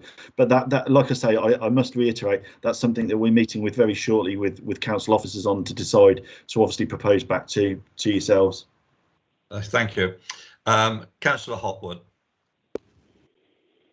Thank you, Chairman. I've just got 3 questions, I think it is. Councillor Spencer asked a question about what plans you had if you didn't get the funding that you had asked for. And I think with an organisation like yours, it's really remiss of you not to have a plan B. You know, in these times where nothing is certain for anybody, how can you be sure that you will get this funding and you have no plan B? I think with an organisation as large as yours, that's a poor answer to that question. The other thing I have to say is Councillor Hawkins alluded to our comms team helping with the re-advertising of the centre moving forward, and of course that they will. Can you confirm, please, because we knew about this on Monday and we didn't have a clue before Monday about when the centres were going to go reopen. So can you confirm these, please, that on Monday / Tuesday, Councillor Hawkins, your officers have spoken with the communications team and penciled things in the diary and don't just expect this to happen? So there's 2 questions there. Mr. Holland, would you like to answer the first, and then Councillor Hawkins the second? Yeah, so I'll pick up the point of the funding. Whilst I appreciate your comments on the answer that I provided, the £160,000 of funding, as Mr. Brook has commented on, we're hoping to hear back around the arrangements of that, because we believe that is imminent and a decision is being made. We are, as an organisation, always reviewing our financial position. We've had to move very quickly and very dynamically, and we are just about to finalise financial projections that we can submit to the council to identify a way forward on how we can reopen the facilities and make sure they are sustainable. But we are not just solely relying on this. You'll note that that I commented on the large business interruption loan, the £13 million that was done after lockdown 1. Obviously, we've had to utilise that loan for lockdown 2 and moving into lockdown 3. But we have to work with our partners to ensure that the centres are sustainable to reopen. Thank you. Councillor Hawkins. Councillor Birch, would it be possible if I could just make a point of clarity on the funding? Yes, please do. Please do, Mr. Brook. So just for members' benefit, the bid that we've made in partnership with Fusion is to cover the period of the lockdown that's already passed. So had we been a council that hadn't supported our leisure operator, then we would be obliged to pass this money to that leisure operator. But we have supported Fusion, and this is, if you like, could be seen as a reimbursement of those costs. I'm not saying we are seeing it as that, but it could be seen as that. So just a point of clarity on the funding, if that helps. Thank you very much indeed. Councillor Hawkins. On the funding issue, well, Chris has obviously come back before I could actually get in, but obviously Southampton District Council last year had to spend a considerable amount of money to reopen the leisure centres and to fund and support Fusion. And although no decisions have been made, as Chris has said, you know, that £160,000, when we get it, if we get it, may go back into the pot to actually support what we've already done in the past months, 6 months, 12 months. Publicity, no, Councillor Hopwood, I haven't yet been in touch with them, I'm sorry, but I will do immediately after this meeting, and I'm sure we'll come forward with a scheme. I do know that our PR team are very busy, so as we'd only found out on Monday, I wasn't actually going to contact them until probably tomorrow or next week. Sorry. Okay, thank you very much indeed. Right, that concludes the questions. I'd like to move the recommendation on the paper, and the recommendation on the paper is that the Overview and Scrutiny Committee note the contents of the Fusion annual report for 2020 and proposals for 2021. I'd like to propose that from the chair. Do I have a seconder? Yes, Chairman. Thank you. Does any member wish to speak to the recommendation? No. In that case, I'll move to the vote. I was just wondered if I thought Councillor Pennington was trying to say something, but no, I just said second. He said he'd second it. Understand. Sorry. Okay. Right. Right. I'm moving to the vote. Are there any members who wish to vote against the recommendation? In that case, consider that recommendation carried. So thank you very much indeed. So thank you, Mr. Holland, for the presentation. And we'll look forward to hearing about the outcome of your meeting with officers. Thank you very much. Thank you for everyone's time. Thank you. Thank you. Okay, if we could move on to item 10 of the agenda, which is the housing strategy. Better Homes, Better Lives. If I could ask Councillor Baston to present the report, please. Thank you, Chairman. Members of the panel will recall that the Council, together with West Devon Borough Council, commenced public and partner consultation in December 2020. This ran until the 1st of February, and the results have been collated and are presented as appendices to this report. And they are extensive, as you will probably have digested. There was a good response and some useful comments, which have resulted in some changes proposed to the final document that will go to the Executive on March the 11th, ahead of hopeful adoption at full council at the end of March. In fact, it's March the 25th. The public generally was supportive of our priorities. However, there were a number of unsure / don't know answers. So we are seeking to make the document clearer in the final draft. There was some confusion on what the housing strategy is. So we have added additional pages to be clear it is not supplementary planning guidance and our limitations around second homes. The comments are a good indication of our residents' issues with housing and will continue to be a valuable reference throughout the life of the strategy for officers and members alike. The consultation responses and this report are presented for your consideration, debate, and any viewpoints you would like to offer, not already included in the recommended page changes. I would point out there's a small error on page 30 at 3.6. It says the executive is on the 18th. It's in fact the 11th, and it does say the 11th in the heading. So just to be clear about that, I've got Isabel Blake with me this morning, who with her team, I feel, have done a fantastic job on this housing strategy, and hopefully you will approve this recommend this for approval by the executive. Thank you, Chairman, and I hand back to you. Thank you. Does Mrs. Blake wish to say anything at all in support of the report? No. Not at this stage. Thank you, Chair. Thank you. Right. Are there any questions that members have on the report? Well, none in the chat box at the moment. No.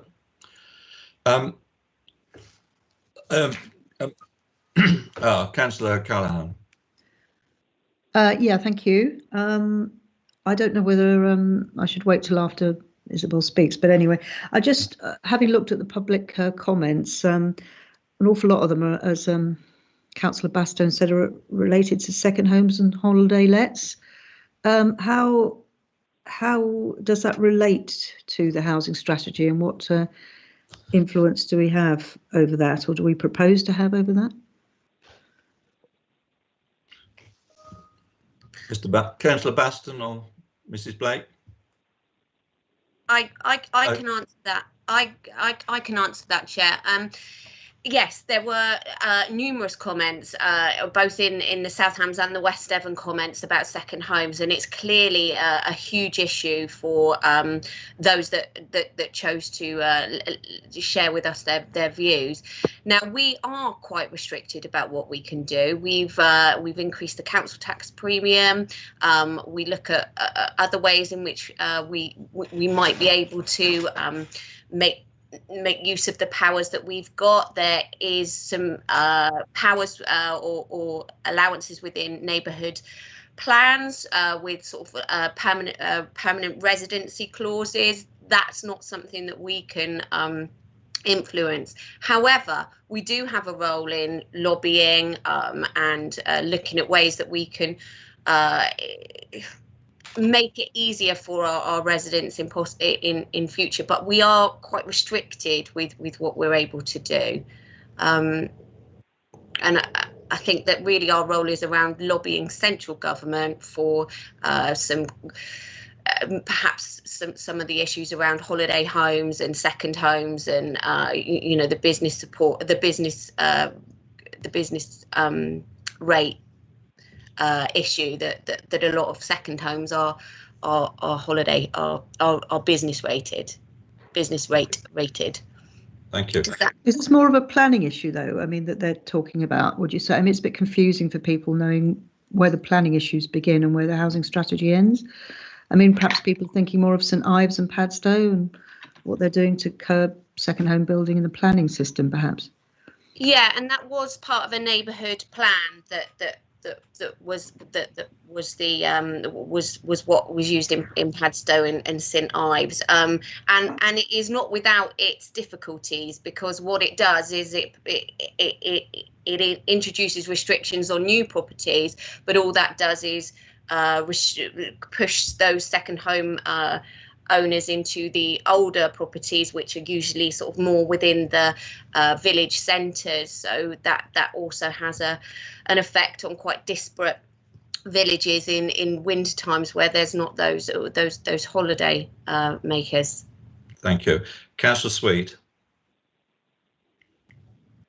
Hi, thank you. I'll possibly have a more detailed question when you've done your presentation, Izzy. I just wondered, what are the figures for those that have actually responded to the consultation? I know you've got the kind of numbers of people that have answered specific questions, but is it about 200 consultees, members of the public, and about 35, is it, businesses or stakeholders? It's detailed in the report, Councillor Sweet, but I'll ask Mrs. Blake to confirm that, please. It is there, but maybe I've Yes, it's in the appendices. We had 192 residents apply from South Hams, and a further 75 for West Devon. And this is a joint strategy, so it's important to because both viewpoints are valuable for which is a good turnout. You know, we looked at some of our some other councils where they had sort of single figures of responses. So it's clear it's an important issue to the residents in South Hams. Thank you. Thank you.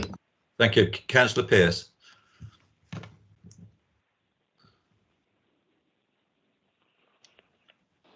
Apologies, Chairman. I had trouble getting to my microphone to switch it on. Okay.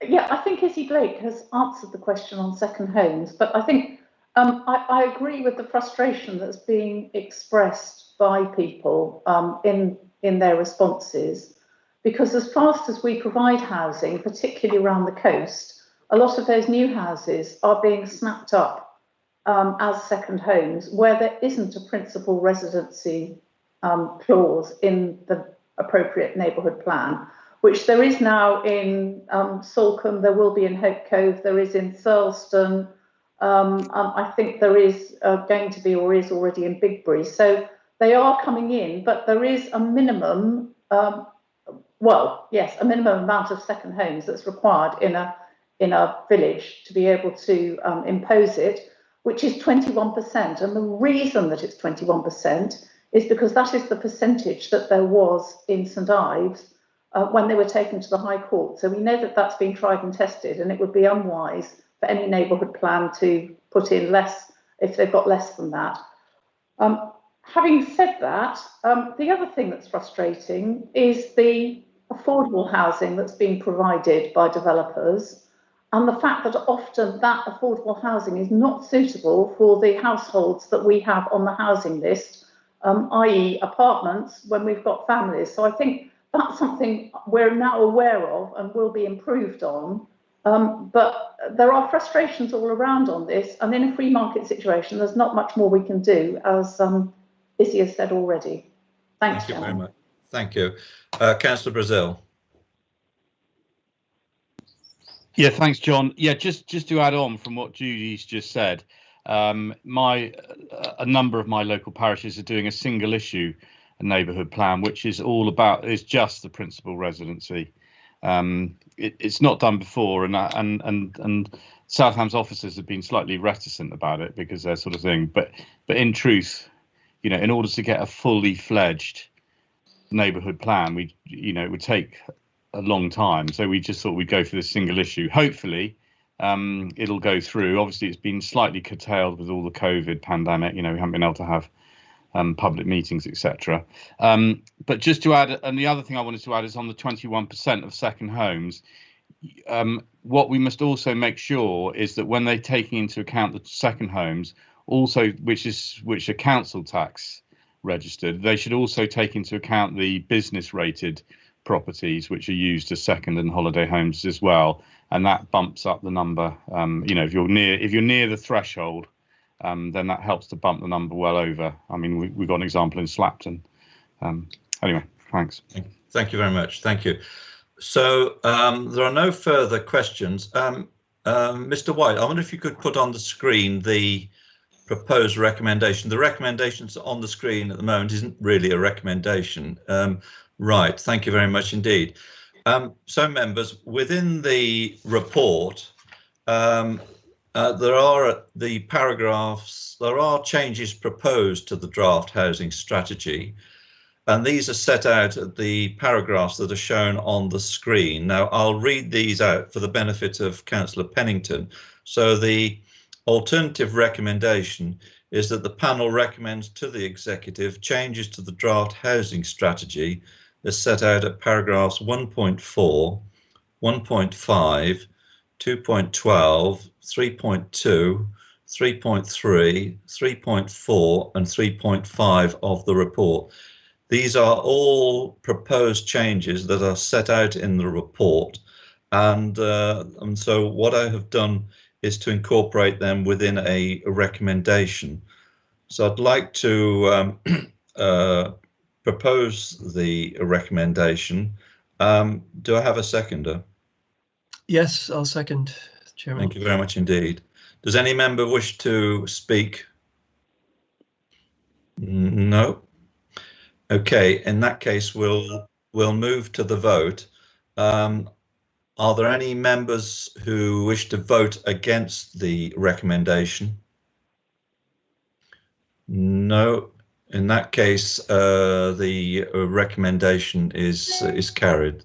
Thank you very much indeed, and thank you, Councillor Baston and Councillor and Mrs. Blake. Thank you very much indeed. And thank you, Chairman, and your panel. Thank you.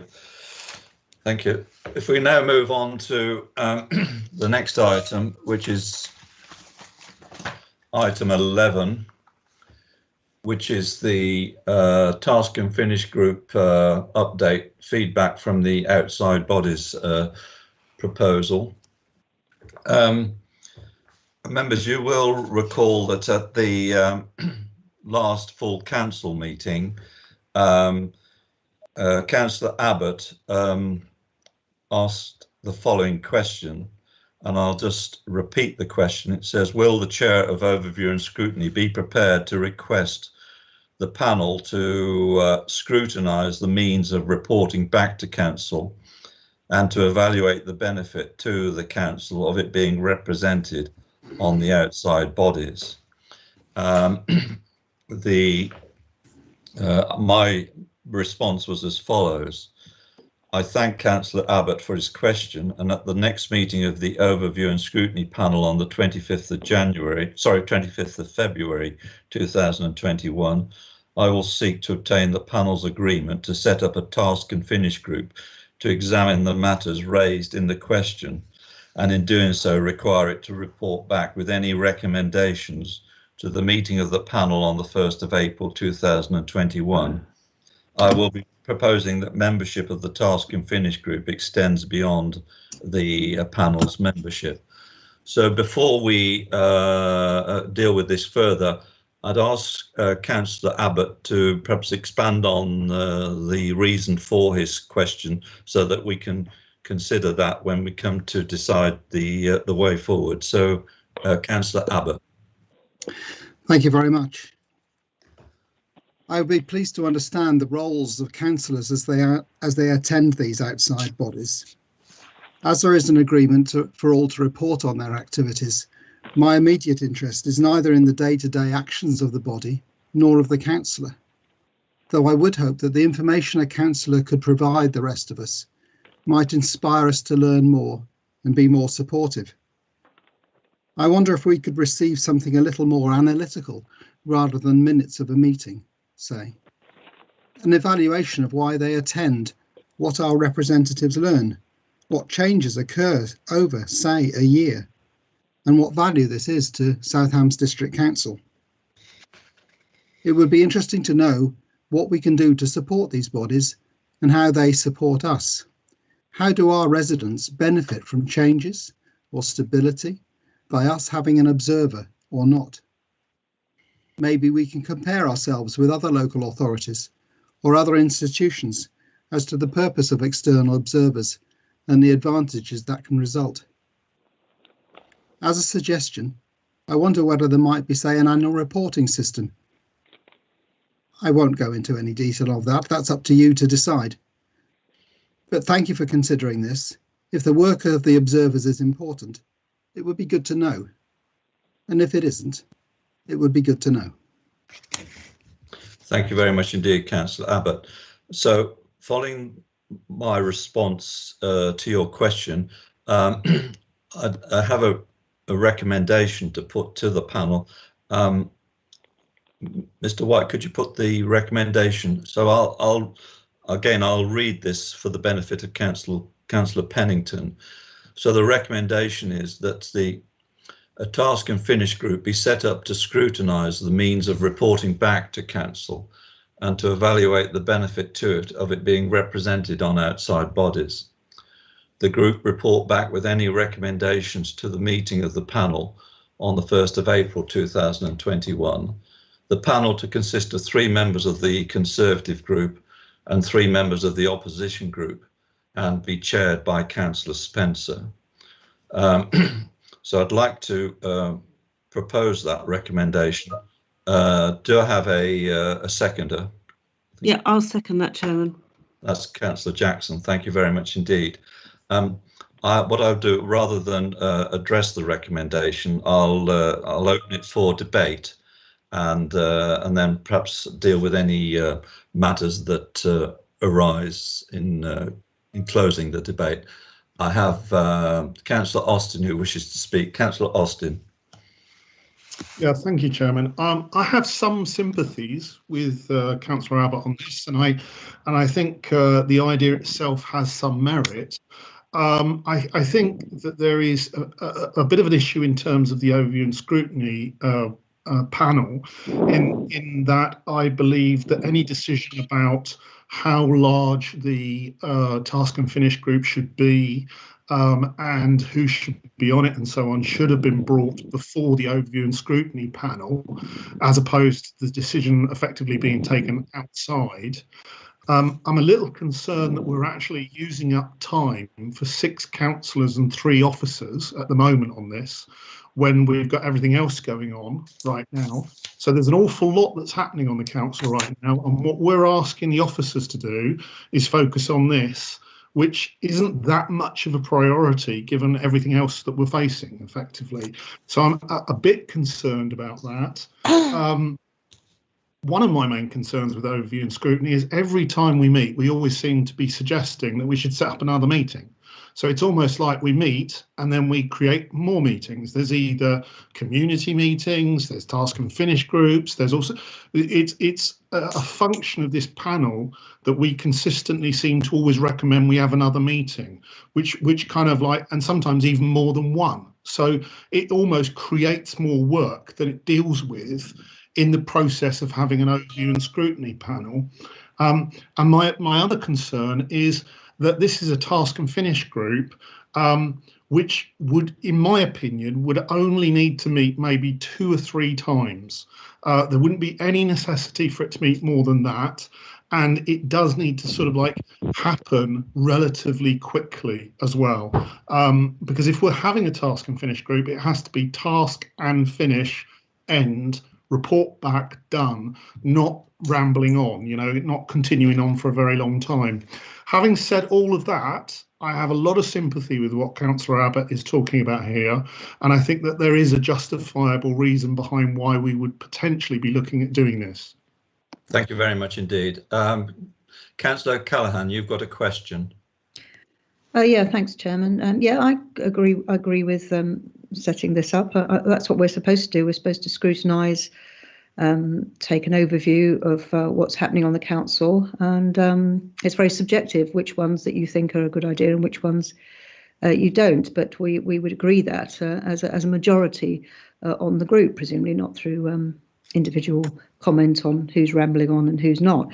But I mean, personally, I'm not on an outside group, and I'm not really entirely sure who gets to go on outside groups and who doesn't. So I would be personally very interested to know if people are getting anything out of being on outside groups, and I would like to know more about why they're on them and what they get out of it and how it benefits the public. As I say, personally, I'm not on any, and so I'd be interested to hear from others who are. Thank you very much indeed. Councillor Sweet. Hi, thank you. I think probably Lance and Denise have both sort of covered some of the things that I would have said. Yeah, I really welcome this, Councillor Abbott. Thank you. I think we absolutely need a process to be able to see who is, you know, up to what and who's sort of being representative of the council on outside bodies, and to have that communication process much clearer. So we can dip in and out of subjects that we might be individually interested in, or that there's a very sort of clear pathway into you know, larger organisations, outside bodies. I agree with Lance that it shouldn't sort of go on for a really long time. Obviously, that it's got a cut off of the 1st of April, and meetings, you know, 2 or 3 times would probably be sufficient. I'm not even sure if it is like scrutinising, because sometimes, you know, that feels a little bit critical. I think it's just, you know, just sort of easing the process of the way for those members on outside bodies to be able to report back.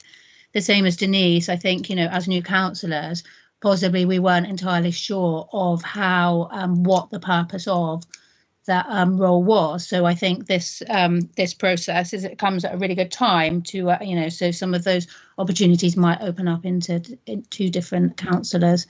I'll be happy to sit on the task and finish group. I'm not absolutely desperate to, but I'll be really happy to. So, you know, depending on who else wants to, that's all good with me. Thank you. Councillor Smurden. Oops. Yeah, thank you, Chairman.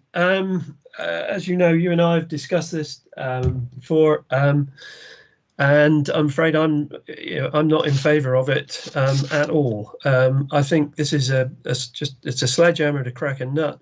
This is a purely internal administrative issue.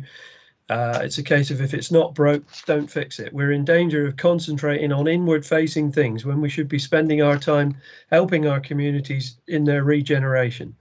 Mr. White has put up the list of outside bodies there. It's not overly easy to see, and but a lot of these are statutory bodies, and we have no choice but to provide representations to them. There could be a case for asking how the people that are on them report back, but I mean, ask, you know, a quarterly report or something like that is perfectly adequate. And I mean, I'm sorry, but I can't help be concerned that it appears to a large extent that, you know, this has already been agreed as to what will happen, how it will be formed, who will be on it. You've come up, you've come up with an oven-ready proposal to tackle this issue when the rest of us on ONS haven't even decided what meal we're sitting at. You're the chair, and I normally support you, but I can't in this instance, I'm afraid. I just do not see that tying up 6 members and 3 senior officers to look at this fairly minor issue is worth it at this time, and I'm sorry. Thank you. Councillor Spencer. Thank you, Chairman.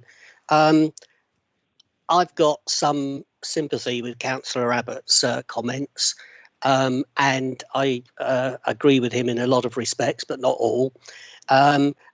However, I do take the point that this is going to take up some valuable resource over a relatively short period of time, I would hope. And I'm inclined to agree that it's not necessarily a vital component in terms of what we're doing. There are other important things as well. I would comment on Lance's Lance's approach about the extent of the membership that's being proposed, and maybe 6 members is perhaps the sledgehammer to crack a walnut, which someone said, and whether we could perhaps look at perhaps 2 and 2 rather than 3 and 3. But overall, I agree with the approach, and I'd be willing to support it, but perhaps with an amendment to the numbers to reduce the resource that's needed. Thank you very much. Thank you. Mr. Mullen, you wish to make a comment? Yes, thank you, Chair. I think it might be worth, Chair, based on the debate that's gone on, to break this into sort of 2 things.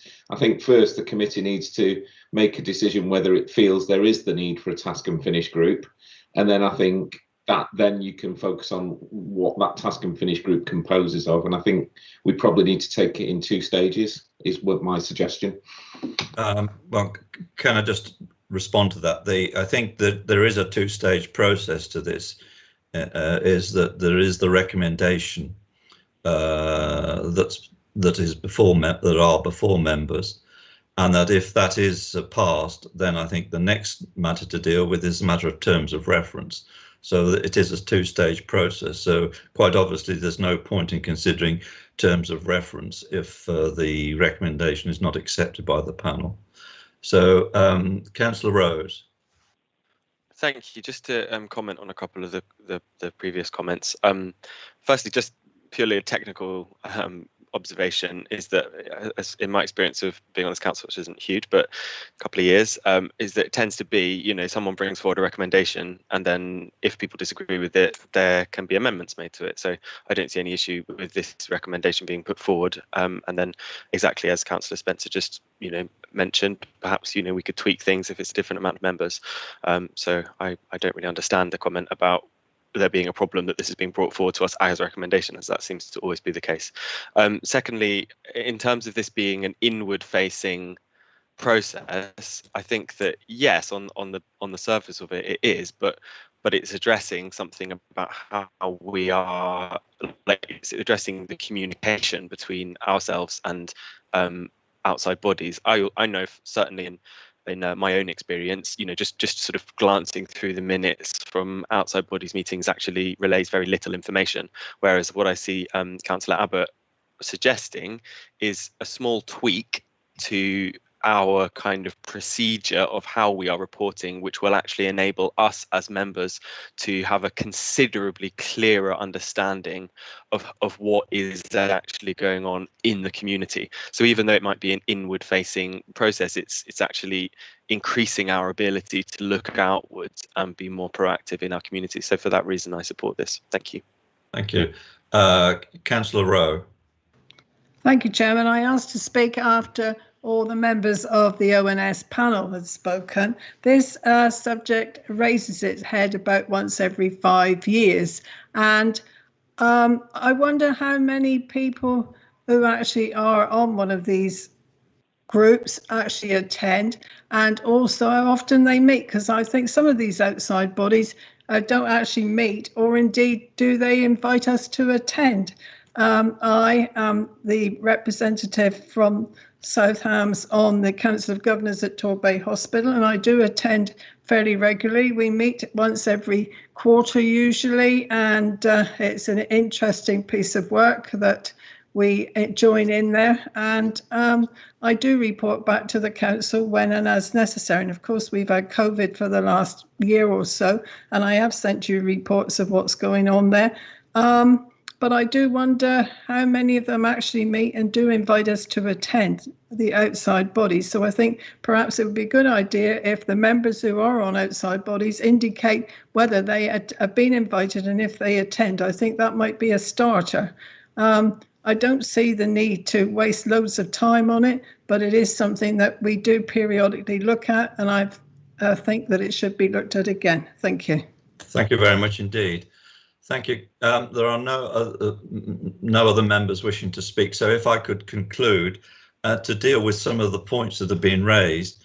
First of all, at the last full council meeting, I did make it clear to members that in response to Councillor Abbott's question, I would be bringing a recommendation to this meeting of the panel. So, and secondly, the importance of having this dealt with as quickly as possible, and I'll explain the reason why in a moment. And that's why it's within the recommendation that this task and finish group has a very short life, in that it must report back with any recommendations to the next meeting of the panel on the 1st of April 2021.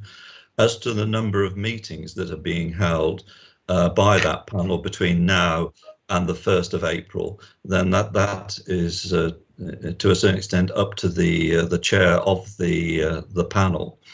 The reason for bringing this now is a timing issue. The fact is, any recommendation brought to the task and finish group, brought by the task and finish group to this panel, then if it's approved by the panel, then needs to go as a recommendation to the executive. It then, from the executive, if they approve it, it then goes on to the full council meeting.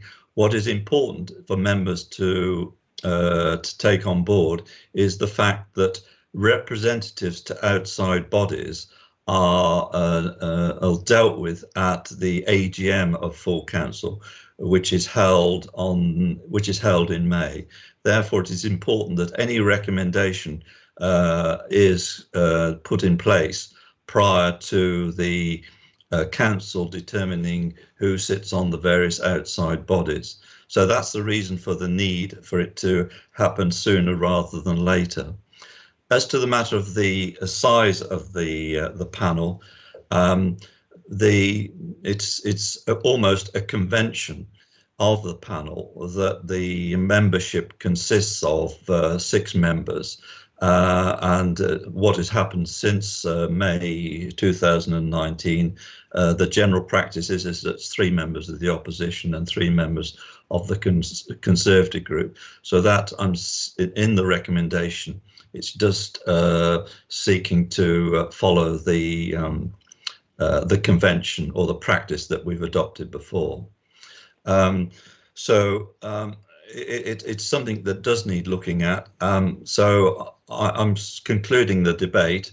I have some further questions that have arisen, but really opportunity was there for members to ask questions or contribute to the debate. I don't want to prolong this, so what I'll do is I'll move to the vote on this, and if this recommendation is passed, then the next stage will be to consider the terms and reference of the task and finish group. So if we could move first to the vote on this, and I think it will need to be Mr. White, I think you'll need to go round members of the panel rather than, I think that's the only way we can deal with that. So I will perhaps ask you to start the voting process. Thank you, Chair. Can I refer you to Miss Young, who's going to take the vote, please? Thank you. Thank you. Councillor Austin. 4. Thank you. Councillor Birch. 4. Thank you. Councillor Chown. 4. Thank you. Councillor Jackson. 4. Thank you. Councillor O'Callaghan. 4. Thank you. Councillor Pennington. Sorry? Councillor Pennington. Four. Thank you. Councillor Reeve. 4. Thank you. Councillor Rose. 4. Thank you. Councillor Smurden. Against. Thank you. Councillor Spencer. 4. Thank you. Councillor Sweet. 4. Thank you. Therefore, Chair, that is carried by 11 votes to 1. Thank you very much indeed. Thank you. So as that recommendation is carried, if we could just move on to the terms of reference. Mr. White, it's on the screen. Perhaps I could go through the membership. We've agreed that Councillor Spencer will be the chair, and propose that as far as membership of the task and finish group, that be dealt with by the leader of each group as to the members of the opposition, the members of the opposition and the other 2 members of the Conservative group. So the purpose of the group, and I'm reading this for the benefit of Councillor Pennington, who has got access to the screen. So the purpose of the group, the primary purpose of a task and finish group is to either review existing and or develop new policy strategy. Task and finish group recommendations are, in the first instance, considered by the overview and scrutiny function before then being presented to either the executive or full council for approval. The purpose of this group is to review the means by which members who are appointed to represent the council on outside bodies provide feedback and added value to the council. The group will present its concluding report to the overview and scrutiny panel at its first of April 2021 meeting. Next, role and function. To develop a mechanism to enable the council to review the performance of the outside bodies on which the council has appointed elected members, representatives, and to investigate ways by which all appointed members can provide regular feedback to the council on the work of their outside bodies. 4. Out of scope. The following are out of scope of this review: the appointment process for outside bodies and the suitability of those members who have been appointed to represent the council on the list of outside bodies. Next, governance arrangements. The task and finish group has no decision-making powers and is accountable to the overview and scrutiny panel, and the quorum of the group will be 6 members. Duration. The task and finish group will present its concluding report. Sorry, Chair, I'd intervene there. If we go for a quorum of 6, you're relying on all 6 members attending every meeting. So ordinarily we'd look for half or half plus 1. So I'd suggest either 3 or 4 on that one, just because we're gonna tie ourselves up a little bit if we try and seek every member attending in a short space of time.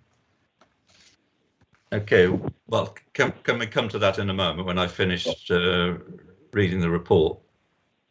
Yeah. Okay. The task and finish group will present its concluding report to the panel meeting on the 1st of April 2021. Next, meeting and working practices. The group chairman may call a meeting of the group as and when required in order to meet the reporting deadlines for the review.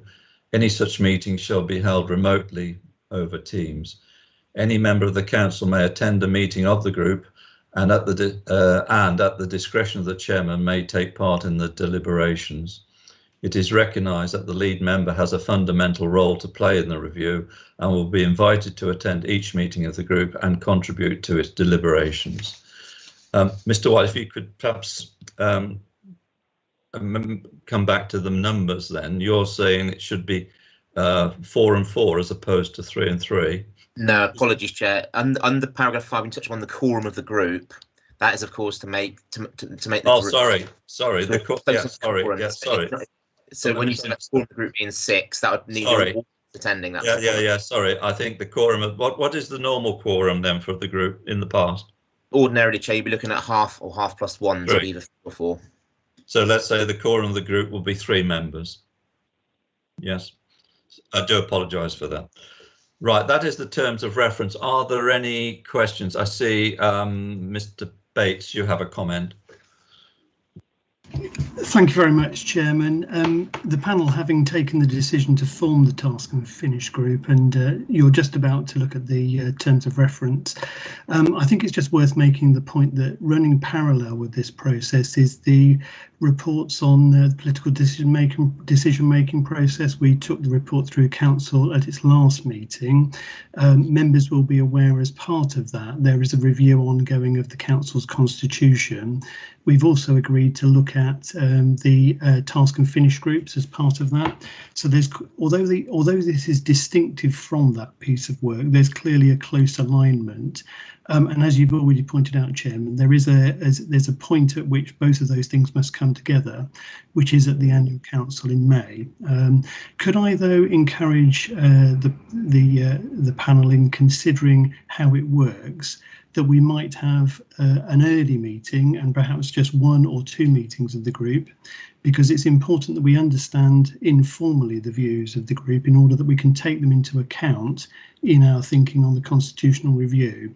It's just a practicality, Chairman, in terms of bringing those bits of work together in a way that will be beneficial for the council as a whole. Thank you, Chairman. Yes, thank you. I think that is important. So presumably if once we've dealt with the terms of reference and taking on board the recommendation that's passed, then could I propose that that be a consultation with the chair, with Councillor Spencer, as to timing, dates of meetings, etc., so that it fits all, not only the officers but also the members as well. Thank you, Chairman. We will do. Thank you. Councillor Hotwood, you have a question? Yes, I do, Chairman, on the terms of reference. 2 questions. On the terms of reference, you've obviously spoken to some members that are going to be on it because they've agreed to go on it. Have you spoken to officers, the officers named, about being on this group and their availability? And because obviously without them, it would be pointless. And also, I thought there was a standard template for task and finish groups, and I wonder. Can I answer your question, Councillor Hotwood? Can I make it clear that this document that is before members that you're querying was actually produced by officers? I requested that this terms of reference be prepared by officers in the event that the recommendation was passed. So the document before you has been prepared by officers. There has only been 1 amendment to it, which is in respect of item 4. That was the only amendment. Otherwise, the rest of the document has actually been prepared by officers. Thank you. And the answer to my first question? Sorry, what was your first question? My first question, I think, was the most important question of all. Have you made sure that the officers you have named in this task and finish group have the time and the capacity to be at these task and finish group at this task and finish group? Because it started off with 1, maybe 2 meetings, and then someone said 2, maybe 3. So I'm just wondering what if you have spoken to officers about their capacity in case it did go to 3 meetings, which I'd be sorely disappointed if it went past 1, to be fair. So that's my question. Okay, well, as far as as I mentioned a moment ago, this terms of reference was actually drafted by officers, and I presume that in drafting it and bearing in mind that I have had discussions with Mr. Molyneux and Mr. White prior to this meeting, I work on the basis that if these officers weren't available, they would not have been included within the draft terms of reference. Well, Thank you. Mr. Molyneux isn't a Sorry, member, so I presume you spoke to Mr. White. Councillor Hopwood. Mr. Fairbairn. Councillor Hopwood, I've answered your question. Mr. Bates. Thank you. Thank you, Chairman. I hope I can be helpful here. I think that it's clear that the intention is to meet. You've established the task and finish group. I mean, we are under quite considerable pressure as an officer team at the moment, dealing with all sorts of things. My hope and expectation would be that we might be able to have a single meeting at which the majority of the issues could be discussed, possibly the need for two, but that would certainly be my hope and expectation in bringing the officer team together to support this work. Thank you, Chairman. Thank you. I'm sure. Thank you. I'm sure Councillor Spencer is taking this on board. Thank you. So, are there any further questions from members on the proposed terms of reference? If there are no further questions, I'd like to propose from the chair that the terms of reference that are before us are approved. Is there any member who wishes to vote against this, or do I need to go around members for a vote? No. Okay, then that is carried. Thank you very much indeed. Right, if we could now move on to item 12, which is external representatives, attendance at panel meetings, lessons learned. This follows one or two comments that have been made by members following our last meeting, where we had presentations by two outside bodies, and there was some concerns raised as to the effectiveness of the presentation and responses.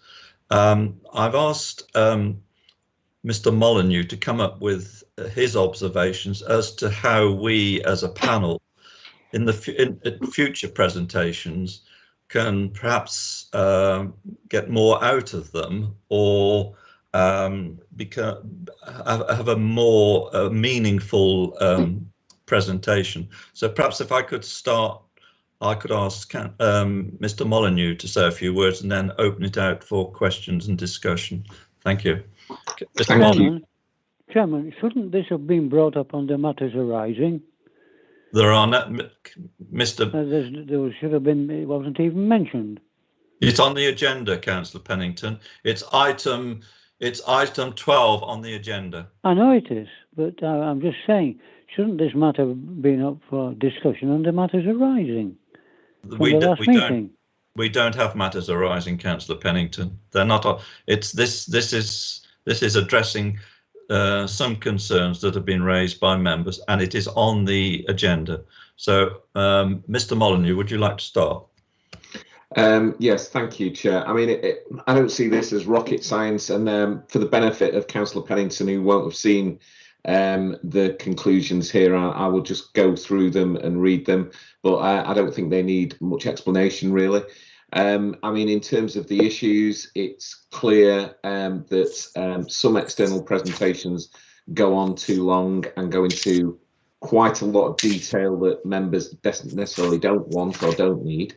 And the next observation is that having a joint overview and scrutiny meeting, DM meeting in the morning, and then a subsequent overview and scrutiny panel in the afternoon is, quite fatiguing for officers and members in terms of the amount of time that it takes up. And then what happens is then that effectively that there isn't necessarily effective scrutiny as you get towards the end of those meetings. Also, it's clear that some agenda reports get published too close to the meeting, and clearly one of the recommendations is that getting questions in advance and early sight of presentations is actually a really good way. And the classic example is the presentation that worked really well last time was with Live West. We'd invited Live West to present. We asked members for questions first. Those questions were then incorporated in the main into the presentation, and things went really, really smoothly. if you compare that with the same agenda item where we had FCC presenting, we didn't ask for questions, and they presented their report, their presentation on the day.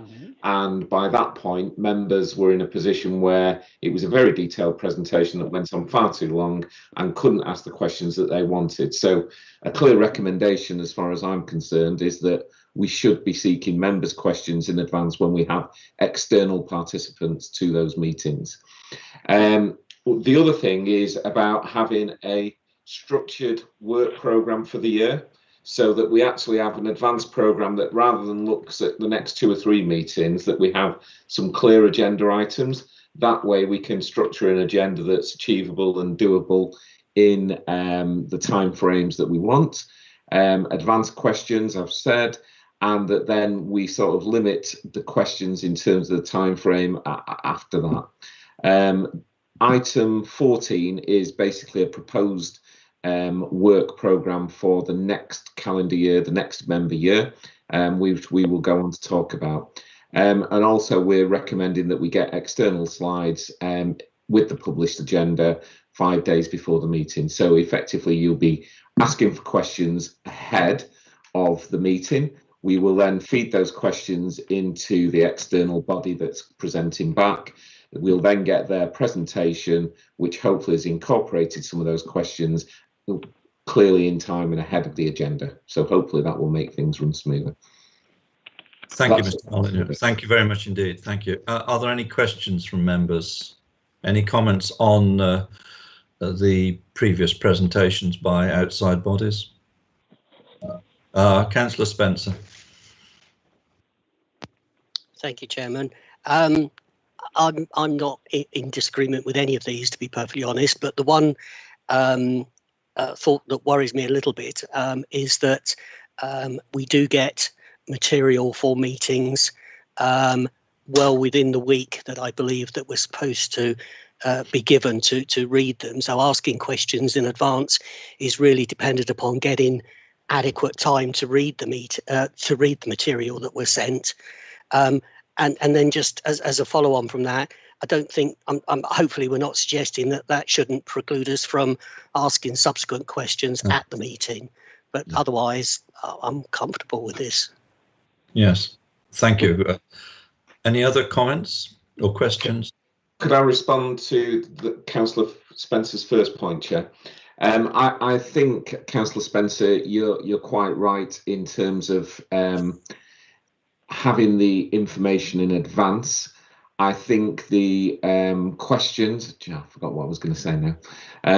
The questions we would hope to, by discussing the work programme at the meeting, at the end of each meeting, we can make members aware that there are, as an external provider, going to come to the next meeting, so members can start thinking already about things they might want to ask, and hopefully we can feed those in early enough so that then the presentations reflect that. So I think the important bit is having that the important session is in the previous meeting, reviewing the work programme and getting members to think about what questions they may want to ask ahead of any material being produced. So thank you.